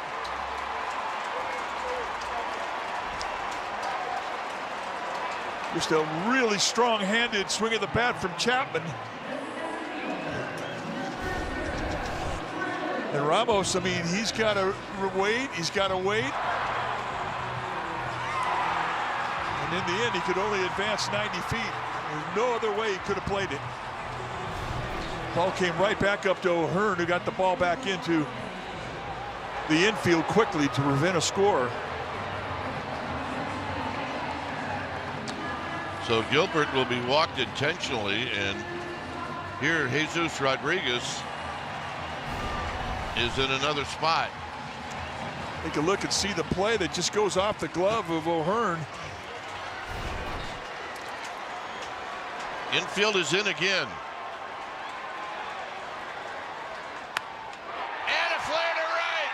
And you got to get home. You got to get home. This game is over. Oh my goodness. O'Hearn did not see what was going on.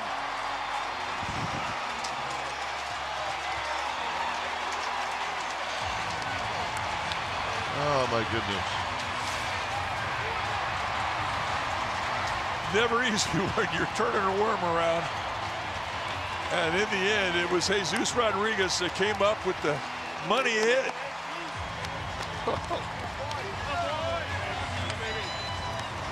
And the Giants win the series.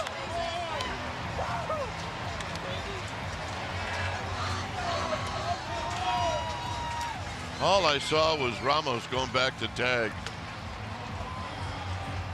Well, it took 3 hours and 51 minutes, and it was well worth it on this Mother's Day in front of 41,085. All right, Mikey. Final score. Giants 7, Pirates 6. Thanks for joining us. Stay tuned. Toyota Giants postgame live starts right now.